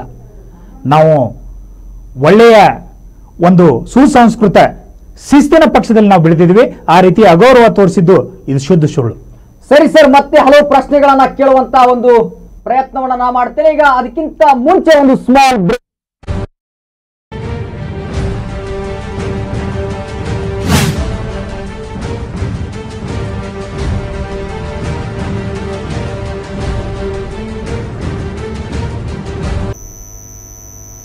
ಎಸ್, ಕರ್ನಾಟಕ ರಾಜ್ಯ ಏನು, ಈ ಕರ್ನಾಟಕ ರಾಜ್ಯದಲ್ಲಿ ಕಾಂಗ್ರೆಸ್ ಸರ್ಕಾರ ಬಂದ ನಂತರ ಸತತವಾಗಿ ನಾವು ಬರಗಾಲವನ್ನು ಎದುರಿಸ್ತಾ ಇದ್ದೀವಿ. ಸತತವಾಗಿ ಬರಗಾಲವನ್ನು ಎದುರಿಸಿದಾಗ್ಯೂ ಕೂಡ ಸಾಕಷ್ಟು ಬಾರಿ ಸಾಕಷ್ಟು ವಿಷಯಗಳನ್ನು ತೆಗೆದುಕೊಂಡು ನಾವು ಹೋರಾಟಗಳನ್ನು ಮಾಡಿದಾಗ್ಯೂ ಕೂಡ ಕರ್ನಾಟಕ ಸರ್ಕಾರ ರೈತರ ಬಗ್ಗೆ ಕಾಳಜಿಯನ್ನು ತೋರಲಿಲ್ಲ. ನಮ್ಮ ಬೇಡಿಕೆಗಳು ಮೂಲಭೂತ ಸೌಕರ್ಯಗಳನ್ನು ಒದಗಿಸುವಂಥದ್ದಿತ್ತು. ದನಕರುಗಳಿಗೆ ನೀರು, ಮೇವು ಮತ್ತು ಅವರು ಬೆಳೆದಂಥ ಬೆಳೆಗಳಿಗೆ ಹಾನಿಯಾದಂಥ ಬೆಳೆಗಳಿಗೆ ಬರ ಪರಿಹಾರವನ್ನು ಕೊಡುವಂಥ ಹೋರಾಟವನ್ನು ನಾವು ಮಾಡ್ತಾ ಇದ್ದೀವಿ. ಆದರೆ ಕರ್ನಾಟಕ ರಾಜ್ಯ ಸರ್ಕಾರ ಉಸ್ತುವಾರಿ ಸಚಿವರು ಕೂಡ ಯಾವುದೇ ಒಂದು ಚಕಾರವನ್ನು ಎತ್ತಿ ರೈತರ ಬಗ್ಗೆ ಒಂದು ಒಳ್ಳೆಯ ಮಾತನ್ನು ಮಾತಾಡಲಿಲ್ಲ. ಸಾಕಷ್ಟು ಹಲವಾರು ಹೋರಾಟಗಳನ್ನು ಮಾಡಿದಾಗ ಅಲ್ಪ ಸ್ವಲ್ಪ ಕೆಲಸವನ್ನು ಅವರು ಮಾಡಿದರು. ಆದರೂ ಕೂಡ ಕರ್ನಾಟಕ ರಾಜ್ಯ ಸರ್ಕಾರ ರೈತರಿಗೆ ಅನ್ಯಾಯ ಮಾಡ್ತಾ ಇದೆ, ರೈತರಿಗೆ ಮೂಲಭೂತ ಸೌಕರ್ಯ ಒದಗಿಸುವಲ್ಲಿ ಹಿನ್ನಡೆ ಆಗ್ತಾ ಇದೆ, ರೈತರಿಗೆ ಯಾವುದೇ ತರನಾದಂಥ ಒಳ್ಳೆಯ ಕೆಲಸಗಳನ್ನು ಇವತ್ತಿನವರೆಗೂ ಮಾಡ್ಲಿಕ್ಕೆ ಆಗ್ತಾ ಇಲ್ಲ. ಅವರಿಗೆ ಅರವಿಂದ್ ಏಗನಗೌಡ ಒಂದು ಇದೆ, ಯಾವ ರೀತಿ ಸಿದ್ಧತೆಯನ್ನ ಮಾಡ್ಕೊಳ್ತಾ ಇದ್ದೀರಿ? ತಾವು ಕೂಡ ಒಂದು ಪಕ್ಷದ ಟಿಕೆಟ್ ಆಕಾಂಕ್ಷಿ, ಯಾವ ರೀತಿ ಸಿದ್ಧತೆಯನ್ನ ಮಾಡ್ಕೊಳ್ತಾ ಇದ್ದೀರಿ? ನೋಡಿ, ಇದರಲ್ಲಿ ಸಿದ್ಧತೆ ಅನ್ನೋದ್ರ, ಯಾಕಂದ್ರೆ ಭಾರತೀಯ ಜನತಾ ಪಾರ್ಟಿ ಒಬ್ಬ ಕಾರ್ಯಕರ್ತ, ಅವನಿಗೆ ಸಿದ್ಧತೆ ಅನ್ನುವಂಥದ್ದು ಏನೂ ಇರೋದಿಲ್ಲ. ಯಾಕಂದ್ರೆ ಅವನು ಒಂದು ಪದಾಧಿಕಾರಿ ಆದಮೇಲೆ ಅಥವಾ ಒಬ್ಬ ಕಾರ್ಯಕರ್ತ ಅಂತ ಗುರುತಿಸಿಕೊಂಡ ಮೇಲೆ ಅವತ್ತಿನಿಂದನೇ ಅವನ ಜವಾಬ್ದಾರಿ ಮತ್ತು ಅವನ ತಯಾರಿ ನಡೀತಾ ಇದೆ. ಎನಿ ಟೈಮ್ ಯಾವುದೇ ಕ್ಷಣದಲ್ಲಿ ಚುನಾವಣೆ ಎದುರಾದರೂ ಕೂಡ ಭಾರತೀಯ ಜನತಾ ಪಾರ್ಟಿಯ ಪ್ರತಿಯೊಬ್ಬ ಕಾರ್ಯಕರ್ತ ಸನ್ನದ್ಧರಾಗಿರ್ತಾನೆ, ಅದರಲ್ಲಿ ನಾನು ಒಬ್ಬ. ಸರ್, ಅರವಿಂದ್ ಏಗನಗೌಡ್ರ ಅವ್ರದ್ದು ರೈತ ಕುಟುಂಬದಿಂದ ಬಂದಿರತಕ್ಕಂಥ ಅರವಿಂದ್ ಏಗನಗೌಡ್ರವರು ಬೆಳೆದಿದ್ದು ಧಾರವಾಡದಲ್ಲಿ, ಆದರೆ ಜನಿಸಿದ್ದು ಒಂದು ಹಳ್ಳಿಯಲ್ಲಿ. ಯಾವ ರೀತಿ ಧಾರವಾಡಕ್ಕೆ ಬಂದು ಬೆಳೆದ್ರಿ ಸರ್? ನೋಡಿ, ನಾನು ಒಬ್ಬ ಪ್ರಾಥಮಿಕ ಶಾಲಾ ಶಿಕ್ಷಕರ ಮಗ, ಮೇಲಾಗಿ ಅತ್ಯುತ್ತಮ ರೈತರು, ಶಿಕ್ಷಕರ ವೃತ್ತಿಯಲ್ಲಿದ್ದರೂ ಕೂಡ ರೈತನ ಕೆಲಸ ಏನೆಂದು ತಿಳಿದುಕೊಂಡಂಥ ನಮ್ಮ ತಂದೆಯವರ ಗರಡಿಯಲ್ಲಿ ನಾನು ಪಳಗಿದ್ದೀನಿ. ಅಲ್ಲಿ ಏನು ಗಂಡುಮೆಟ್ಟಿನ ನಾಡು, ಬೈಲಹೊಂಗಲ ತಾಲೂಕಿನ ಗಂಡುಮೆಟ್ಟಿನ ನಾಡು ಅನ್ನುವಂಥ ಬುಡ್ರಕಟ್ಟಿಯಲ್ಲಿ, ಅಂದರೆ ನೀವು ಬೈಲಹೊಂಗಲ ತಾಲೂಕು ಅಂದಾಗ ಸಂಗೊಳ್ಳಿ ರಾಯಣ್ಣ, ಕಿತ್ತೂರು ಚೆನ್ನಮ್ಮ, ಬೆಳವಡಿ ಮಲ್ಲಮ್ಮ ಅವರು ಬೆಳೆದಂಥ ನಾಡಿನಲ್ಲಿ ಜನಿಸಿದಂಥ ನಾನು ಆ ಮಣ್ಣಿನ ಗುಣ, ಹೋರಾಟವನ್ನೇ ನನ್ನ ಒಂದು ಭಾಗವನ್ನಾಗಿ ಬೆಳೆದು ಬಂದಂಥವು. ನಾನು ಬೆಳಗಾವದಲ್ಲಿ ಡಿಪ್ಲೊಮಾ ಮೆಕ್ಯಾನಿಕಲ್ ಮುಗಿಸಿದೆ. ನಮ್ಮ ತಂದೆಯವರ ಅನಾರೋಗ್ಯ ಕಾರಣಕ್ಕೆ ನಾನು ಒಂದು ವರ್ಷ ಮನೆಯಲ್ಲಿ ಇರಬೇಕಾಯಿತು ಆರೋಗ್ಯವನ್ನು ನೋಡಿಕೊಳ್ಳಲಿಕ್ಕೆ. ಆ ಕಾರಣಕ್ಕಾಗಿ ನಾನು ಗರಗ್ ಕಾಲೇಜಿನಲ್ಲಿ, ಧಾರವಾಡ ತಾಲೂಕಿನ ಗರಗ್ ಕಾಲೇಜಿನಲ್ಲಿ PUCಗೆ ಅಡ್ಮಿಷನ್ ಮಾಡಿ ಅಲ್ಲಿ PUCಯನ್ನು ಮುಗಿಸಿ ಧಾರವಾಡ KCDಯಲ್ಲಿ ನಾನು ವಿದ್ಯಾಭ್ಯಾಸ ಮಾಡಲಿಕ್ಕೆ ಬಂದೆ. ಅವತ್ತಿನಿಂದ ಕೂಡ ಈ ಧಾರವಾಡದಲ್ಲಿ ಸುತ್ತಮುತ್ತಲಿನ ಎಲ್ಲ ಹಳ್ಳಿಯ ಯುವಕರು, ವಿದ್ಯಾರ್ಥಿಗಳು ನನ್ನ ಜೊತೆ ಆತ್ಮೀಯರು. ನಾನು ಹಳ್ಳಿಯಿಂದ ಬೆಳೆದವನಾಗಿರೋದ್ರಿಂದ ಹಳ್ಳಿಯ ಜನರ ನಾಡಿ ಮಿಡಿತವನ್ನು ನಾನು ಬಲ್ಲವನು. ಹೀಗಾಗಿ ನಾನು ಇಡೀ ಕ್ಷೇತ್ರದಲ್ಲಿ ಆತ್ಮೀಯ ಒಬ್ಬ ಒಳ್ಳೆಯ ಕಾರ್ಯಕರ್ತನಾಗಿ ಇವತ್ತು ನನ್ನನ್ನು ನಾನು ಗುರುತಿಸಿಕೊಂಡಿದ್ದೀನಿ. ಅರವಿಂದ್ ಏಗನಗೌಡ್ರವರು ಮಾಜಿ ಶಾಸಕಿಯರಾಗಿರ್ತಕ್ಕಂಥ ಸೀಮಾ ಮಸೂತಿಯವರ ಆಪ್ತ ಸಹೋದರರು ಅನ್ನುವಂಥ ಮಾತುಗಳಿದ್ದಾವೆ. ಇಂಥ ಒಂದು ಸಂದರ್ಭದಲ್ಲಿ ಅರವಿಂದ್ ಏಗನಗೌಡ್ರವರಿಗೆ ಕೊನೆಯ ಕ್ಷಣದಲ್ಲಿ ಬಿಜೆಪಿ ಟಿಕೆಟ್ ಅನ್ನ ಕೊಡ್ತು. ಅವಾಗ ಸೀಮಾ ಮಸೂತಿ ಮೇಡಮ್ ರವರು ತಮಗೆ ಬೆಂಬಲವನ್ನ ಸೂಚಿಸಬಹುದಾ ಅಥವಾ ಹೇಗೆ? ನಾನು ಮೊದಲೇ ಹೇಳಿದೆ, ಭಾರತೀಯ ಜನತಾ ಪಾರ್ಟಿ ಗರಡಿಯಲ್ಲಿ ಪಳಗಿದಂಥ ಪ್ರತಿಯೊಬ್ಬರು, ಇವತ್ತು ಭಾರತೀಯ ಜನತಾ ಪಾರ್ಟಿಯಲ್ಲಿ ಇರುವಂಥ ಪ್ರತಿಯೊಬ್ಬ ಕಾರ್ಯಕರ್ತ ಸಹೋದರ ಸಹೋದರಿಯಾಗಿ ನಾವು ಇದ್ದೀವಿ ಇವತ್ತು. ಯಾಕಂದ್ರೆ ನಮ್ಮದು ಭಾರತೀಯ ಜನತಾ ಪಾರ್ಟಿ ಅಂದರೆ ಒಂದು ಕುಟುಂಬ. ಇದರಲ್ಲಿ ಎಲ್ಲರೂ ನಮಗೆ ಆತ್ಮೀಯರೇ. ಎಲ್ಲ ಕಾರ್ಯಕರ್ತರಿಗೂ ಜೊತೆ ಕೂಡ ನಾವೊಂದು ಮನೆತನದ ಬಾಂಧವ್ಯ ಯಾವ ರೀತಿ ಇರ್ತದೆ, ಸಹೋದರ ಸಹೋದರಿಯರ ಬಾಂಧವ್ಯ ಏನಿರ್ತದೆ, ಆ ರೀತಿಯಾಗಿ ನಾವು ಇದ್ದವರು. ಇದರಲ್ಲಿ ಯಾರಿಗೇ ಟಿಕೆಟ್ ಕೊಡಲಿ, ಭಾರತೀಯ ಜನತಾ ಪಾರ್ಟಿಯ ನಾಯಕರು ಏನು ತೀರ್ಮಾನವನ್ನು ತೆಗೆದುಕೊಳ್ತಾರೋ ಅದಕ್ಕೆ ನಾವು ಬದ್ಧರಾಗಿರ್ತೀವಿ ಅಂತ ಹೇಳಲಿಕ್ಕೆ ನಾನು ಇಷ್ಟಪಡ್ತೀನಿ. ಅರವಿಂದ್ ಏಗನಗೌಡ್ರವರು ಎಲ್ಲ ಕಾರ್ಯಕರ್ತರಿಗೆ ಎಲ್ಲ ಸಮಯದಲ್ಲಿ ಸಿಗ್ತಾರೆ ಅನ್ನುವಂಥ ಮಾತಿದೆ, ಇದ್ರ ಬಗ್ಗೆ ತಾವು ಹೇಳ್ತೀರಾ ಸರ್? ನೋಡಿ, ಒಬ್ಬ ಕಾರ್ಯಕರ್ತ ಇನ್ನೊಬ್ಬ ಕಾರ್ಯಕರ್ತನ ಕಷ್ಟ ಸುಖಗಳಲ್ಲಿ ಭಾಗಿಯಾಗಲಿಕ್ಕೆ ಅಥವಾ ಯಾವುದೇ ಕೆಲಸ ಕಾರ್ಯಗಳಿಗೆ ಅವನಿಗೆ ಅನುಕೂಲ ಆಗಲಿಕ್ಕೆ ನಾವು ಸಿಕ್ಕಾಗ ಮಾತ್ರ ನಾವೊಬ್ಬರು ನಾಯಕರಾಗಲಿಕ್ಕೆ ಸಾಧ್ಯ. ಯಾಕಂದರೆ ನಾವು ಬೆಳೆದು ಬಂದಂಥ ಪರಿಸರ ಕೂಡ ಅದೇ. ಇವತ್ತು ಸಮಾಜ ಸೇವೆಯಿಂದ ರಾಜಕಾರಣಕ್ಕೆ ಬಂದವನು, ಸಮಾಜ ಸೇವೆ ಮುಖಾಂತರ ನಾನು ರಾಜಕಾರಣಕ್ಕೆ ಬಂದವನು. ನನಗದು ಮೊದಲಿನಿಂದಲೂ ಇದೆ.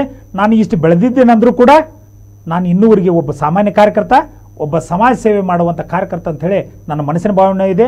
ಅದಕ್ಕಾಗಿ ನಾನು ಇವತ್ತು ಆಯಿತು, ಇನ್ನು ಮುಂದೂ ಆಯಿತು, ಕಾರ್ಯಕರ್ತರ ಯಾವುದೇ ಭಾವನೆಗಳಿಗೆ ನಾನು ಸ್ಪಂದಿಸುವ ನಿಟ್ಟಿನಲ್ಲಿ ಕೆಲಸವನ್ನು ನಾನು ಮಾಡ್ತೇನೆ. ಸರ್, ಹಲವು ಪಕ್ಷಗಳು ರಾಜ್ಯದಲ್ಲಿ ಇದ್ವು, ಆದರೂ ಕೂಡ ತಾವು ಬಿಜೆಪಿ ಪಕ್ಷದಲ್ಲಿಯೇ ಯಾಕೆ ಗುರುತಿಸಿಕೊಂಡ್ರಿ?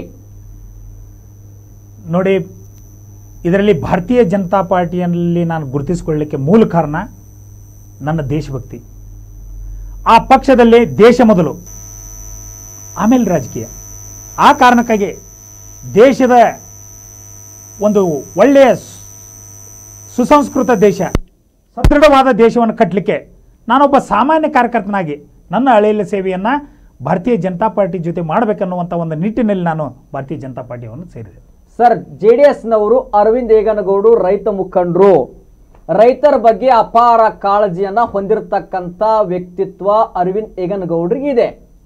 ಹೀಗಾಗಿ ಏನಾದರೂ JDSನವರು ಕರೆದರೆ ತಾವು JDSಗೆ ಹೋಗ್ತೀರಾ? ಯಾಕೆಂದ್ರೆ ಗ್ರಾಮೀಣ ಕ್ಷೇತ್ರದ ಟಿಕೆಟ್ ಆಕಾಂಕ್ಷಿ. ಹೀಗಾಗಿ ಈಗ ಅಲ್ಲಿ ಯಾರು JDSನಿಂದ ಪೈಪೋಟಿ ಮಾಡುವಂತಹ ಪ್ರಬಲ ನಾಯಕರ ಇಲ್ಲ ಅನ್ನುವಂಥ ಮಾತುಗಳು ಕೂಡ ಕೇಳಿ ಬರ್ತಾ ಇದ್ದಾವೆ. ಒಂದು ವೇಳೆ JDSನವರು ಅರವಿಂದ್ ಏಗನಗೌಡರನ್ನ ಕರೀತಾರೆ, ತಾವು ಹೋಗ್ತೀರಾ? ಇಲ್ಲ, ಅದು ಸಾಧ್ಯ ಇಲ್ಲದ ಮಾತು. ಯಾಕಂದರೆ ಭಾರತೀಯ ಜನತಾ ಪಾರ್ಟಿಯಲ್ಲಿ ಇರುವಂಥ ಗೌರವ ಯಾವುದೇ ಪಕ್ಷದಲ್ಲಿ ಕೂಡ ಇಲ್ಲ. ಇವತ್ತು ಪಕ್ಷವನ್ನು ಬಿಟ್ಟು ಹೋದವರಿಗೂ ಕೂಡ ಅದು ಅನುಭವಕ್ಕೆ ಬಂದಿದೆ. ಭಾರತೀಯ ಜನತಾ ಪಾರ್ಟಿ, ನಾನು ಪ್ರತಿ ಸಾಲಿ ಹೇಳ್ತಾ ಇದ್ದೇನೆ, ಭಾರತೀಯ ಜನತಾ ಪಾರ್ಟಿ ಒಂದು ಕುಟುಂಬ ಇದ್ದಾಗೆ. ಇದರಲ್ಲಿ ಮನಸ್ತಾಪಗಳು ಬರ್ಬೋದು, ಕೆಲವೊಂದಿಷ್ಟು ವಿಚಾರಗಳಲ್ಲಿ ಮನಸ್ತಾಪಗಳು ಬರ್ಬೋದು. ಅದೇ ನಾವು ಚೌಕಟ್ಟಿನಲ್ಲಿ ಕುಂತು ಬಗೆಹರಿಸ್ಕೊಂಡು ಒಂದು ಮನೆತನದಲ್ಲಿ ಯಾವ ರೀತಿ ಸಹೋದರರು ಇರ್ತಾರೆ ಆ ರೀತಿ ಹೋಗುವಂಥ ಒಂದು ಪಕ್ಷ ಯಾವುದಾದ್ರೂ ಇದ್ದರೆ ಅದು ಭಾರತೀಯ ಜನತಾ ಪಾರ್ಟಿ. ಯಾವುದೇ ಕಾರಣಕ್ಕೂ ಪಕ್ಷವನ್ನು ಬಿಡುವ ಮಾತು, ನಮ್ಮ ಜೀವ ಇರುವವರೆಗೂ ಕೂಡ ಪಕ್ಷವನ್ನು ಬಿಡುವ ಮಾತು ಇಲ್ಲ. ಅದು ಅಧಿಕಾರ ಸಿಗಲಿ ಸಿಗದೇ ಇರಲಿ, ನಾನೊಬ್ಬ ನಿಷ್ಠಾವಂತ ಭಾರತೀಯ ಜನತಾ ಪಾರ್ಟಿ ಕಾರ್ಯಕರ್ತನಾಗಿ ನನ್ನ ಕೊನೆ ಉಸಿರಿರುವವರೆಗೆ ಇರ್ತೇನೆ ಅಂತೇಳಿ ನಾನು ಈ ಮೂಲಕ ಹೇಳಲಿಕ್ಕೆ ಬಯಸ್ತೇನೆ. ಸರ್, ತಮ್ಮ ಅಣ್ಣಂದಿರು ಕೂಡ DYSP ಪೊಲೀಸ್ ಇಲಾಖೆಯಲ್ಲಿ ಸೇವೆಯನ್ನು ಮಾಡ್ತಕ್ಕಂಥವ್ರು. ತಾವು ಕೂಡ ಅಂದ್ರೆ ಶಿಕ್ಷಕರು, ತಮ್ಮ ತಂದೆಯವರು ಶಿಕ್ಷಕರಾಗಿ ಸೇವೆಯನ್ನು ಸಲ್ಲಿಸಿದ್ರು, ತಮ್ಮ ಬ್ರದರು ಕೂಡ ಈಗ DYSP ಆಗಿ ಸೇವೆಯನ್ನು ಸಲ್ಲಿಸ್ತಾ ಇದ್ದಾರೆ. ತಾವು ಯಾಕೆ ರಾಜಕೀಯಕ್ಕೆ ಬಂದ್ರಿ? ಇಲ್ಲ, ಇದರಲ್ಲಿ ನಾನು ಯಾವತ್ತೂ ರಾಜಕೀಯಕ್ಕೆ ಬರಬೇಕಂತೇಳಿ ಅಂದ್ಕೊಂಡವನಲ್ಲ. ನಾನು ಕರ್ನಾಟಕ ಕಾಲೇಜಿನಲ್ಲಿ ಡಿಗ್ರಿ ಮುಗಿಸಿ ನಾನು ಪೊಲೀಸ್ ಇಲಾಖೆಯಲ್ಲಿ ಹೋಗ್ಬೇಕಂತ ಆಸೆಯನ್ನು ಇಟ್ಕೊಂಡವನು. ಆದರೆ ನಮ್ಮ ಸಹೋದರರು PSI ಸೆಲೆಕ್ಷನ್ ಆದಮೇಲೆ, ನಾವು ಇಬ್ಬರೇ ಅಣ್ತಂಬರು, PSI ಸೆಲೆಕ್ಷನ್ ಆದಮೇಲೆ ವೃದ್ಧಾಪ್ಯದಲ್ಲಿರುವಂಥ ತಂದೆ ತಾಯಿಯ ಸೇವೆಯನ್ನು ಮಾಡಲಿಕ್ಕೆ ನನಗೆ ನಮ್ಮ ಅಣ್ಣಂದಿರು ಕೂಡ ನಮ್ಮ ಸಹೋದರಿಯರು ಕೂಡ ಹೇಳಿದರು, ಇಲ್ಲ ನೀನು ಎಲ್ಲರೂ ನೌಕರಿ ಮಾಡೋದು ಬೇಡಪ್ಪ, ಯಾಕಂದರೆ ನಾವು ಹಳ್ಳಿ ವಾತಾವರಣದಿಂದ ಬಂದವರು, ತಂದೆ ತಾಯಿಯ ಸೇವೆ ಮಾಡಲಿಕ್ಕೆ ಇರಲಿ ಅಂದಾಗ ನಾ ಎಲ್ಲರ ಮಾತಿಗೆ ಒಂದು ಮನ್ನಣೆಯನ್ನು ಕೊಟ್ಟು ತಂದೆ ತಾಯಿಯ ಸೇವೆಯನ್ನು ಮಾಡಲಿಕ್ಕೆ ನಾನು ಉಳಿದೆ. ಆದರೆ ನಮ್ಮ ತಂದೆಯವರ ಗುಣ, ಅವರು ಪ್ರಾಥಮಿಕ ಶಾಲೆ ಶಿಕ್ಷಕರಿದ್ದಾಗ ಪ್ರತಿ 1ನೇ ತಾರೀಕಿಗೆ ಅವ್ರ ಪಗಾರ ಆಗ್ತಾ ಇದ್ದರೆ ಮನೆ ಬಾಗಿಲ್ದಾಗ ಸಾಕಷ್ಟು ಜನ ಬಂದು ನಿಲ್ತಿದ್ರು. ನಾವು ಸಣ್ಣವರಿದ್ದೀವಿ, ಆವಾಗ ನಮಗೆ ಕಷ್ಟ ಇದೆ, ನಮಗೊಂದು ಸ್ವಲ್ಪ ದುಡ್ಡು ಕೊಡ್ರಿ ಅಂದಾಗ ಆ ಏನು ಹಣವನ್ನು, ಅವ್ರ ಪಗಾರ ಬಂದಂಥ ಹಣವನ್ನು ಅಲ್ಲೇ ಬಾಗಿಲಲ್ಲಿ ನಿಂತು ಅವ್ರಿಗೆಲ್ಲರಿಗೂ ಕೊಟ್ಟು ಕಳಿಸುವಂಥ ಗುಣವನ್ನು ನಾನು ನೋಡಿ ಬೆಳೆದವನು. ಅಂದರೆ ಜನಸೇವೆಯೇ ಜನಾರ್ದನ ಸೇವೆ ಅನ್ನುವಂಥ ಭಾವನೆಯನ್ನು ಇಟ್ಟುಕೊಂಡು ಅವರ ಗರಡಿಯಲ್ಲಿ ಪಳಗಿ ನಾವು ಬಂದಂಥವರು. ಅದಕ್ಕೆ ಆ ಸೇವೆಯನ್ನು ನಾನು ಮುಂದುವರಿಸ್ತಾ ಇದ್ದಾಗ ಏನೋ ಪಕ್ಷದ ನಾಯಕರು ನನ್ನನ್ನು ಗುರುತಿಸಿ, ಸಮಾಜ ಸೇವೆಯಲ್ಲಿ ಒಳ್ಳೆಯ ಹೆಸರನ್ನು ಮಾಡಿದಂಥ ನನ್ನನ್ನು ಗುರುತಿಸಿ ಭಾರತೀಯ ಜನತಾ ಪಾರ್ಟಿಗೆ ನೀವು ಪಕ್ಷಕ್ಕೆ ನೀವು ಬರಬೇಕು, ನಮ್ಮಲ್ಲಿ ಕಾರ್ಯಕರ್ತರಾಗಿ ಕೆಲಸವನ್ನು ಮಾಡಿ ನಿಮ್ಮಂಥವ್ರಿಗೆ ಒಳ್ಳೆಯ ಭವಿಷ್ಯ ಇದೆ ಅಂದಾಗ ನಾನು ಭಾರತೀಯ ಜನತಾ ಪಾರ್ಟಿಯನ್ನು ನನ್ನ ಮನಪೂರ್ವಕವಾಗಿ ಒಪ್ಪಿಕೊಂಡು ನಾನು ಆ ಪಕ್ಷಕ್ಕೆ ಬಂದೆ. ಸರ್, ಅರವಿಂದ್ ಏಗನಗೌಡರವರು ಬಿಜೆಪಿಯ ಎಲ್ಲ ಕಾರ್ಯಕ್ರಮಗಳಲ್ಲಿ ಇರ್ತಾರೆ ಅನ್ನುವಂಥ ಒಂದು ಕಡೆ ಒಂದು ಮಾತು. ಹೀಗಾಗಿ ತಮಗೆ ರಾಜಕೀಯದಲ್ಲಿ ಯಾರು ಮಾದರಿ ಸರ್? ನಾನು ನಿಜವಾಗ್ಲೂ ಮಾದರಿಯಾಗಿ ಇಟ್ಕೊಂಡಿದ್ದು ಮೊದಲು ನನ್ನ ಕಾಲೇಜು ಜೀವನಗಳಲ್ಲಿ ನಾನು ಮಾದರಿಯಾಗಿ ಇಟ್ಕೊಂಡಿದ್ದು ಸನ್ಮಾನ್ಯ ವಾಜಪೇಯಿಜಿಯವರು.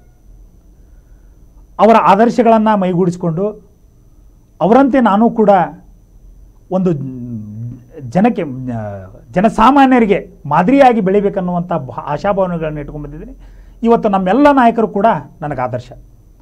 ಇವತ್ತು ನರೇಂದ್ರ ಮೋದಿಜಿಯವರು ಇರ್ಬೋದು, ಸನ್ಮಾನ್ಯ ಯಡಿಯೂರಪ್ಪನವರು ಇರ್ಬೋದು, ಸನ್ಮಾನ್ಯ ಜಗದೀಶ್ ಶೆಟ್ಟರ್ ಅವರು ಇರ್ಬೋದು, ಸನ್ಮಾನ್ಯ ಪ್ರಹ್ಲಾದ್ ಜೋಶಿ ಅವರು ಇರ್ಬೋದು, ಇವರೆಲ್ಲರೂ ಕೂಡ ನನ್ನ ಆದರ್ಶಗಳೇ. ಯಾಕಂದರೆ ಎಲ್ಲರಿಂದ ನಾನು ಕಲಿಬೇಕಾದದ್ದು ಇನ್ನೂ ಭಾಳ ಇದೆ. ಯಾಕಂದರೆ ನಾನೊಬ್ಬ ಸಾಮಾನ್ಯ ಕಾರ್ಯಕರ್ತ, ಸಣ್ಣ ಮಟ್ಟದಲ್ಲಿರುವಂಥವನು. ಅಂಥ ನಾಯಕರ ಆದರ್ಶಗಳನ್ನು ಮೈಗೂಡಿಸಿಕೊಂಡಾಗ ಮಾತ್ರ ನಾವು ಒಂದು ದೊಡ್ಡ ಮಟ್ಟದಲ್ಲಿ ಬೆಳಲಿಕ್ಕೆ ಆಗ್ತದೆ ಅಂತೇಳಿ ನನ್ನ ಭಾವನೆ. ಇವರೆಲ್ಲರೂ ಕೂಡ ನನ್ನ ಆದರ್ಶ. ಸರ್, ಈಗಾಗಲೇ ಅರವಿಂದ್ ಏಗನಗೌಡರವರು ಪಾಲಿಕೆ ಚುನಾವಣೆಯಲ್ಲಿ ಕಹಿ ಅನುಭವವನ್ನ ಕಂಡಿರ್ತಕ್ಕಂಥವ್ರು. ಹೌದು. ಈಗ ಒಂದು ಕ್ಷೇತ್ರದ ಟಿಕೆಟ್ ಆಕಾಂಕ್ಷಿ, ಅದು ಹೇಗೆ ನೋಡಿ, ಇದರಲ್ಲಿ ಸೋಲು ಗೆಲುವು ಮುಖ್ಯ ಅಲ್ಲ. ಪಾಲಿಕೆ ಚುನಾವಣೆಯಲ್ಲಿ ಕಾಂಗ್ರೆಸ್ಸಿನ ವಾರ್ಡ್ ಅದು,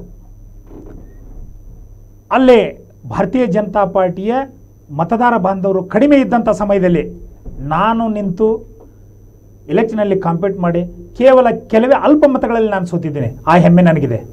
ಒಂದು, ತಾವು ಇತಿಹಾಸದಲ್ಲಿ ನೋಡಿರ್ಬೋದು, ಅಬ್ರಹಾಂ ಲಿಂಕನ್ ಅವರು 9 ಸಾರಿ ಸೋತು ತದನಂತರದಲ್ಲಿ ಅಧ್ಯಕ್ಷರಾದಂಥವರು. ಇದರಲ್ಲಿ ಒಂದು ಸೋಲಿಗೆ ಧೃತಿಗೆಡಬೇಕಾದಿದ್ದಿಲ್ಲ. ಯಾಕಂದರೆ ನಮ್ಮ ಶಕ್ತಿ ಏನಿದೆ ಅನ್ನೋದನ್ನು ನಾ ವಾರ್ಡ್ನಲ್ಲಿ ತೋರಿಸಿದ್ದೇನೆ. ನಾನು ಸೋತರೂ ಕೂಡ ಅತಿ ಹೆಚ್ಚು ಮತಗಳನ್ನು ಪಡೆದಂಥ ಕಾರ್ಯಕರ್ತ ನಾನು. ಸರ್, ಈಗಾಗಲೇ ತಾವು ಕೂಡ ಒಂದು ಕ್ಷೇತ್ರದ ಟಿಕೆಟ್ ಆಕಾಂಕ್ಷಿ. ಒಂದು ವೇಳೆ ಟಿಕೆಟ್ ಕೈ ತಪ್ಪಿದರೆ ಮತ್ತೆ ಆ ಒಂದು ವಾರ್ಡ್ ಪಾಲಿಕೆ ಸದಸ್ಯರಾಗಲು ಬಯಸ್ತೀರಾ ಅಥವಾ ಹೇಗೆ? ಅದು ನಮ್ಮ ನಾಯಕರ ಮೇಲೆ ಬಿಟ್ಟು ವಿಚಾರ. ಆ ಸಮಯ ಸಂದರ್ಭ ಬಂದಾಗ ನಾನು ಅದನ್ನು ಹೇಳ್ತೇನೆ. ಸರ್, ಅರವಿಂದ್ ಏಗನಗೌಡರವರು ಅಂತಂದ್ರೆ ಬಹಳಷ್ಟು ಜನರಿಗೆ ಅತ್ಯಂತ ಸರಳ ಸಜ್ಜನಿಕೆಯ ಒಬ್ಬ ರೈತ ಮುಖಂಡ ಅನ್ನುವಂತ ಮಾತುಗಳಿದಾವೆ. ಜನ ಒಬ್ಬ ನಾಯಕ ಬೆಳಿಬೇಕಂತಂದ್ರೆ ಹಾಗೆ ಬೆಳಿಲಿಕ್ಕೆ ಸಾಧ್ಯವಿಲ್ಲ. ಅದ್ರ ಬಗ್ಗೆ ತಾವು ಹೇಳ್ತೀರಾ? ನೋಡಿ, ನಾನು ಮೊದಲೇ ಹೇಳಿದೆ, ಶಿಕ್ಷಕ ಕುಟುಂಬ, ರೈತಾಪಿ ಕುಟುಂಬ, ಇದ್ದ ಮಟ್ಟಿಗೆ ತಕ್ಕ ಮಟ್ಟಿಗೆ ಸುಸ್ಥಿತಿಯಲ್ಲಿರುವಂಥ ಕುಟುಂಬ ಇದ್ದರೂ ಕೂಡ ನಾನು ಬೆಳೆದದ್ದು ಹಳ್ಳಿಯಲ್ಲಿ. ಹಳ್ಳಿಯ ಎಲ್ಲ ವರ್ಗದ ಜನ, ಎಲ್ಲ ಜಾತಿ, ಎಲ್ಲ ವರ್ಗ, ಎಲ್ಲ ಸಮಾಜದ ಜನರೊಂದಿಗೆ ಬೆರೆತು ಬಂದಂಥವ್ನು ನಾನು. ಹುಟ್ಟಿನಿಂದಲೇ ಆ ಗುಣವ, ನಮ್ಮ ರಕ್ತಗತವಾಗಿ ಬಂದಂಥ ಗುಣ ಯಾವತ್ತೂ ಹೋಗೋದಿಲ್ಲ. ನಾವು ಎಷ್ಟೇ ದೊಡ್ಡದಾಗಿ ಬೆಳೆದರೂ ಕೂಡ ಇವತ್ತಿಗೂ ನಾನು ರೈತ ಬಾಂಧವರ ಜೊತೆ, ಸಾಮಾನ್ಯರ ಜೊತೆ, ಎಲ್ಲ ವರ್ಗದ ಜೊತೆ ಒಬ್ಬ ಅವರ ಆತ್ಮೀಯ ಸಹೋದರನಾಗಿ ನಾನು ಇವತ್ತು ಬೆಳೀತಾ ಇದ್ದೇನೆ. ರೈತರಿಗಾಗಿ ಸಾಕಷ್ಟು ಹೋರಾಟಗಳನ್ನು ಮಾಡಿದ್ದೀನಿ. ರೈತರ ಖುಷಿಗಾಗಿ ಸಾಕಷ್ಟು ಸ್ಪರ್ಧೆಗಳನ್ನು ಏರ್ಪಡಿಸಿದ್ದೀನಿ. ಜಾತ್ರಾ ಮಹೋತ್ಸವಗಳಿರ್ಬೋದು, ಸಾಮೂಹಿಕ ವಿವಾಹಗಳಿರ್ಬೋದು, ಈ ರೀತಿಯಾಗಿ ಹಲವು ಕಾರ್ಯಕ್ರಮಗಳನ್ನು ಮಾಡ್ತಾ ಜನರ ಮನದಲ್ಲಿದ್ದೀನಿ, ಜನರ ಜೊತೆಗಿದ್ದೀನಿ. ಯಾಕಂದ್ರೆ ನಾನು ಒಬ್ಬ ನಾಯಕ ಅಂತೇಳಿ ನಾನು ಮೇಲ್ತರದಲ್ಲಿದ್ದೀನಿ ಅಂತ ನಾನು ಹೇಳ್ತಾ ಇಲ್ಲ. ನಾನು ಸಾಮಾನ್ಯರಲ್ಲಿ ಸಾಮಾನ್ಯನಾಗಿ ಬೆಳೆದಂಥ ವ್ಯಕ್ತಿ. ಇವತ್ತು ಹಾಗೆ ಇರ್ತೀನಿ, ಇನ್ನು ಮುಂದಾದರೂ ಕೂಡ ನಾನು ಸಾಮಾನ್ಯರಲ್ಲಿ ಅತಿ ಹೆಚ್ಚು ಬೆರಲಿಕ್ಕೆ ನಾನು ಇಷ್ಟಪಡ್ತೇನೆ. ಸರ್, ತಾವು ಪ್ರತಿ ವರ್ಷ ಸಾಮೂಹಿಕ ವಿವಾಹಗಳನ್ನ ಮಾಡ್ತೀರಿ. ಬಹಳಷ್ಟು ಮಹತ್ವದಾಗಿರ್ತಕ್ಕಂಥ ಒಂದು ಯೋಜನೆ. ನಮ್ಮ ನೇರ ಕಾರ್ಯಕ್ರಮದಲ್ಲಿ ಅತಿಥಿಗಳಲ್ಲಿರುವಂತಹ ಒಂದು ವಿಶೇಷವನ್ನ ನಾವು ಹೇಳುವಂತ ಒಂದು ಪ್ರಯತ್ನವನ್ನ ಮಾಡ್ತೇವೆ. ಈಗ ಸಾಮೂಹಿಕ ವಿವಾಹ ತಾವು ಮಾಡ್ತೀರಿ, ಯಾವ ರೀತಿ ಜನರ ಒಂದು ರೆಸ್ಪಾನ್ಸಿಬಲ್ ತಮಗೆ ಸಿಗ್ತಾ ಇದೆ ಸರ್? ನೋಡಿ, ನಾವು ಮೊದಲು ಅಲ್ಲಿ ಒಂದು ಶ್ರೀ ವೀರಭದ್ರೇಶ್ವರ ದೇವಸ್ಥಾನ ಅಂತಿದೆ, ಅದನ್ನು ಜೀರ್ಣೋದ್ಧಾರಣವನ್ನು ಮಾಡಿ ಹೊಸ ಮೂರ್ತಿ ಪ್ರತಿಷ್ಠಾಪನೆ ಮಾಡಿದ್ವಿ. ತದನಂತರದಲ್ಲಿ ಎಲ್ಲರೂ ಜಾತ್ರೆ ಮಾಡ್ತಾರೆ, ಎಲ್ಲರೂ ದೇವರುಗಳನ್ನು ಪ್ರತಿಷ್ಠಾಪನೆ ಮಾಡ್ತಾರೆ, ದೇವಸ್ಥಾನವನ್ನು ಕಟ್ತಾರೆ. ಆದರೆ ನಾವು ವಿಶೇಷವಾಗಿ ಏನಾದರೂ ಮಾಡಬೇಕನ್ನುವಂಥ ಭಾವನೆಯನ್ನು ಇಟ್ಕೊಂಡು ಅಲ್ಲಿಯೇ ಆ ಮೃತ್ಯುಂಜಯ ನಗರ, ಹಾವೇರಿಪೇಟೆ ಎಲ್ಲ ಗುರು ಹಿರಿಯರು, ಎಲ್ಲ ವರ್ಗದ ಜನ, ಎಲ್ಲ ಜನಾಂಗದ ಜನರೊಡಗೂಡಿ ಕೂಡಿ ನಾವು ಒಂದು ನಿರ್ಧಾರವನ್ನು ಮಾಡಿದ್ವಿ. ಪ್ರತಿ ವರ್ಷ ನಮ್ಮ ಶಕ್ತಿ ಎಷ್ಟಿದೆ ಅಷ್ಟು ಸಾಮೂಹಿಕ ವಿವಾಹಗಳನ್ನು ಮಾಡಿ ಜನಸಾಮಾನ್ಯರಿಗೆ ಒಂದು ಅನುಕೂಲ ಆಗುವಂಥ ಕಾರ್ಯಕ್ರಮಗಳನ್ನು ನಾವು ಮಾಡಬೇಕಂತೇಳಿ ನಾವು ವಿಚಾರವನ್ನು ಮಾಡಿ ಇದ್ದವರ ಹತ್ತಿರ, ಅಂದರೆ ಸ್ವಲ್ಪ ಸುಸ್ಥಿತಿಯಲ್ಲಿ ಇರುವಂಥವ್ರ ಕಡೆ ನಾವು ಎಲ್ಲ ಒಂದಷ್ಟು ದೇಣಿಗೆಗಳನ್ನು ಸಂಗ್ರಹಿಸಿ ಒಳ್ಳೆಯದಾದಂಥ ಕಾರ್ಯಕ್ರಮವನ್ನು ಮಾಡಿ ಅಲ್ಲಿ ಸುಮಾರು 5 ದಿವಸ ಜಾತ್ರಾ ಮಹೋತ್ಸವ ಕಾರ್ಯಕ್ರಮವನ್ನು ನಾವು ನೆರವೇರಿಸ್ತೇವೆ. ಈಗಾಗಲೇ 6 ವರ್ಷ ಆಯಿತು ನಮ್ಮ ಸಾಮೂಹಿಕ ವಿವಾಹವನ್ನು ಸತತವಾಗಿ ನಾವು ಮಾಡ್ತಾ ಬಂದಿದ್ದೀವಿ. ಅದು ನಿಜವಾಗ್ಲೂ ನಮಗೂ ಕೂಡ ಆತ್ಮತೃಪ್ತಿ. ಸಾಮಾನ್ಯ ಜನರಿಗೆ ಅಲ್ಲಿ ಮದುವೆ ಆಗುವಂಥ ಜೋಡಿಗಳಿಗೂ ಕೂಡ ಮನೆಯಲ್ಲಿ ಯಾವ ರೀತಿ ನಮ್ಮ ಮಕ್ಕಳ ಲಗ್ನಗಳನ್ನು ನಾವು ಮಾಡ್ತೀವಿ, ನಮ್ಮ ಮಕ್ಕಳ ವಿವಾಹಗಳನ್ನು ಯಾವ ರೀತಿ ಮಾಡ್ತೀವಿ, ಆ ರೀತಿಯಾಗಿ ಉಳಿದ ನಾವು ಸಾಮೂಹಿಕ ವಿವಾಹಗಳಂದ್ರೆ ನಾವು ನೋಡಿರ್ಬೋದು. ನಾವು ಏನು ಮಾಡ್ತೀವಿ, ಎಲ್ಲೋ ಒಂದು ಮದುಮಕ್ಕಳನ್ನ ಕುಂದಿರಿಸಿರ್ತೀವಿ, ಅವ್ರ ಕೈಯಾಗ ತಾಳಿ ಕೊಟ್ಟಿರ್ತೀವಿ, ಕಟ್ತೀವಿ. ಆದರೆ ನಮ್ಮಲ್ಲಿ ಸಾಮೂಹಿಕ ವಿವಾಹ ಮಾಡೋದು ಬೆಳಗ್ಗೆ ಅರಿಶಿನ, ಸುರಿಗಿ ನೀರು, ದೇವರ ಅಕ್ಕಿ ಕಾಳಿಂದ ಹಿಡಿದು ಎಲ್ಲವನ್ನು ಕೂಡ ನಾವೇ ಜವಾಬ್ದಾರಿ ನಿಂತು ನಾವು ಮಾಡ್ತೀವಿ. ಅಂದರೆ ಅವ್ರಿಗೆ ಎಲ್ಲೋ ನಾವು ಸಾಮೂಹಿಕ ವಿವಾಹದಲ್ಲಿ ಲಗ್ನವನ್ನು ಮಾಡಿಕೊಂಡಿದ್ದೀವಿ ಅನ್ನುವಂಥ ಭಾವನೆ ಬರಬಾರ್ದು ಅನ್ನುವಂಥದ್ದು, ಯಾರ್ದೋ ಮನೆಯಲ್ಲಿ ಅಥವಾ ನಮ್ಮ ಮನೆಗಳಲ್ಲಿ ನಾವು ಲಗ್ನವನ್ನು ಮಾಡಿದ್ದೀವಿ ಅನ್ನುವಂಥ ಭಾವನೆ ಬರಲಿ ಅಂತೇಳಿ ಆ ರೀತಿ ನಡೆಸ್ಕೊಳ್ತಾ ಬಂದಿದ್ದೀವಿ. ಸುತ್ತಮುತ್ತಲಿನ ಸುಮಾರು ನೂರಾರು ಹಳ್ಳಿಗಳಿಂದ ಅಲ್ಲಿ ಜನ ಬರ್ತಾರೆ. ನಿಜವಾಗ್ಲೂ ನಮಗೆ ಅವರು ಬಂದು ನಮಗೆ ಇಲ್ಲ ಇಂಥ ಒಳ್ಳೆ ಕಾರ್ಯಕ್ರಮಗಳನ್ನು ಮಾಡೋದು ನೋಡಿದರೆ ನಮಗೆ ಭಾಳ ಖುಷಿ ಆಗ್ತದೆ ಅಂದಾಗ ನಾವು ಮಾಡಿದಂಥ ಕಾರ್ಯಕ್ರಮಕ್ಕೆ ನಮಗೆ ಸ್ವಾರ್ಥಕ ಮೂಡ್ತದೆ ಅನ್ನುವಂಥ ಭಾವನೆ ನನಗಿದೆ. ಅರವಿಂದ್ ಏಗನಗೌಡರವರು ಯಾವ ರೀತಿ ಶಿಕ್ಷಣವನ್ನ ಪೂರೈಸಿದ್ರು, ತಮ್ಮ ಆ ಒಂದು ಎಜುಕೇಶನ್ ಲೈಫ್ ಬಗ್ಗೆ ಕೂಡ ತಾವು ಹೇಳ್ಬೋದು ಸರ್. ನೋಡಿ, ನಾನು ಪ್ರಾಥಮಿಕ ಶಾಲೆಯನ್ನು ಬೈಲಹೊಂಗಲ ತಾಲೂಕಿನ ಬುಡ್ರಕಟ್ಟಿ ಕನ್ನಡ ಶಾಲೆಯಲ್ಲಿ, ಸರ್ಕಾರಿ ಶಾಲೆಯಲ್ಲಿ ನಾನು ಮುಗಿಸಿದೆ. ತದನಂತರ ಹೈಸ್ಕೂಲನ್ನು ಬೆಳವಡಿ ಮಲ್ಲಮ್ಮ ಹೈಸ್ಕೂಲ್ನಲ್ಲಿ, ವೀರರಾಣಿ ಬೆಳವಡಿ ಮಲ್ಲಮ್ಮ ಹೈಸ್ಕೂಲ್ನಲ್ಲಿ ನಾನು SSLC ಮುಗಿಸಿದೆ. ತದನಂತರದಲ್ಲಿ ನಿಜವಾಗ್ಲೂ ನಮ್ಮ ಮನೆಯಲ್ಲಿ ಶಿಕ್ಷಕರ ವೃತ್ತಿಯಲ್ಲಿರೋರು ಭಾಳ ಜನ. ಅದಕ್ಕೆ ನಾನು ಒಂದು ಶಿಕ್ಷಕನಾಗಿಬಿಡಬೇಕು ಅನ್ನುವಂಥ ಭಾವನೆಯಿಂದ ಧಾರವಾಡದ TCH ಕಾಲೇಜಿನಲ್ಲಿ ಅಪ್ಲಿಕೇಶನ್ ತೆಗೆದುಕೊಂಡು ಹೋಗಿದ್ದೆ. ನಮ್ಮ ಮಾವನವರು ಬಂದು, ಇಲ್ಲ ಬೇಡ, ಇಷ್ಟೆಲ್ಲ ಟ್ಯಾಲೆಂಟ್ ಇದೆ, ನೀವು ಶಿಕ್ಷಕರಾಗೋದು ಬೇಡ, ಡಿಪ್ಲೊಮಾ ಮಾಡೋಣ ಅಂತೇಳಿ ಗೌರ್ಮೆಂಟ್ ಪಾಲಿಟೆಕ್ನಿಕ್ನಲ್ಲಿ ನನಗೆ ಮೆರಿಟ್ ಮೇಲೆ ಮೆಕ್ಯಾನಿಕಲ್ ಸೀಟ್ ಸಿಕ್ತು. ಅಲ್ಲಿ ಮೆಕ್ಯಾನಿಕಲ್ ಕೋರ್ಸನ್ನು ಮುಗಿಸಿದ ಮೇಲೆ ನನಗೆ ದುಬೈಗೆ ಆಫರ್ ಬಂದಿತ್ತು. ಆದರೆ ತಂದೆ ತಾಯಿಯನ್ನು ನೋಡ್ಕೊಳ್ಳೋರು, ಅಂದರೆ ನಮ್ಮ ಅಣ್ಣನ ಕೂಡ ಸರ್ವಿಸ್ ಮಾಡ್ತಾಯಿದ್ದ, ತಂದೆ ತಾಯಿಯನ್ನು ನೋಡ್ಕೊಳ್ಳೋರು ಯಾರೂ ಇಲ್ಲ ಅನ್ನೋ ಕಾರಣಕ್ಕೆ ನಾನು ಮನೆಯಲ್ಲಿ ಉಳಿಯುವಂಥ ಪರಿಸ್ಥಿತಿ ಬಂತು. ಆದರೂ ಕೂಡ ಒಂದು ವರ್ಷ ಮನೆಯಲ್ಲಿ ಉಳಿದು PUCಯನ್ನು ಗರಗದಲ್ಲಿ ಮುಗಿಸಿ ಕರ್ನಾಟಕ ಕಾಲೇಜಿನಲ್ಲಿ ನನ್ನ ಪದವಿಯನ್ನು ಮುಗಿಸಿದೆ. ತದನಂತರ ಗೌರ್ಮೆಂಟ್ ಯೂನಿವರ್ಸಿಟಿ ಲಾ ಕಾಲೇಜಿನಲ್ಲಿ 2 ವರ್ಷ ಲಾ ಕೂಡ ಓದಿದ್ದೀನಿ. ಆದರೆ ಅನಿವಾರ್ಯ ಕಾರಣದಿಂದ ನಾನು ಡಿಸ್ಕಂಟಿನ್ಯೂ ಮಾಡಬೇಕಾಗಿ ಬಂತು. ಇತ್ತ ಸಮಾಜ ಸೇವೆ, ರಾಜಕೀಯ ಅನ್ನುವಂಥ ಜವಾಬ್ದಾರಿಗಳು ಮೈಮೇಲೆ ಬಿದ್ದಾಗ ಅಲ್ಲಿ ವಿದ್ಯಾಭ್ಯಾಸಕ್ಕೆ ಸ್ವಲ್ಪ ಇತಿಶ್ರೀ ಆಯ್ತು ಅಂಥೇಳಿ ನಾನಿಲ್ಲಿ ಹೇಳ್ಬೋದು. ಸರ್, ಕೊನೆಯದಾಗಿ ನಮ್ಮ ನೇರ ಕಾರ್ಯಕ್ರಮದಲ್ಲಿ ತಾವು ಏನು ಹೇಳಕ್ಕೆ ಇಷ್ಟಪಡ್ತೀರಾ? ನೋಡಿ, ಮೊದಲನೇದಾಗಿ ಈ ನೇರ ಕಾರ್ಯಕ್ರಮಕ್ಕೆ ನಮ್ಮಂಥ ಸಾಮಾನ್ಯ ಕಾರ್ಯಕರ್ತರನ್ನು ಕರೆದು ಅವರ ಮನದಾಳದ ಭಾವನೆಗಳನ್ನು ಜನಸಾಮಾನ್ಯರಿಗೆ ತಿಳಿಸುವ ನಿಟ್ಟಿನಲ್ಲಿ ಕಾರ್ಯಕ್ರಮವನ್ನು ಮಾಡುತ್ತಿರುವಂಥ ತಮಗೆ ಮೊದಲು ನಾನು ವಂದನೆಯನ್ನು ಹೇಳ್ತೇನೆ. ತಮ್ಮ ಮೂಲಕ ಯಾವುದೇ ರಾಜಕೀಯ ಪಕ್ಷ ಇರ್ಬೋದು, ಸಮಾಜ ಸೇವೆಯಲ್ಲಿರ್ಬೋದು, ನಿಷ್ಠೆಯಿಂದ ಸಮಾಜಕ್ಕೆ ಒಳ್ಳೆಯದಾಗುವಂಥ ಕೆಲಸಗಳನ್ನು ನಾವು ಮಾಡಬೇಕು. ಜನ ನಮ್ಮನ್ನು ಗುರುತಿಸ್ತಾರೆ. ನಾವೇನೋ ಬಂಗಾರ ಚಮಚೆ, ಬೆಳ್ಳಿ ಚಮಚೆ ಹಿಡ್ಕೊಂಡ್ಬಂದವರಲ್ಲ. ತಳಮಟ್ಟದಿಂದ ಬೆಳೆದಂಥವರು. ಜನರ ನಾಡಿಮಿಡಿತ ನಮಗೆ ಗೊತ್ತು.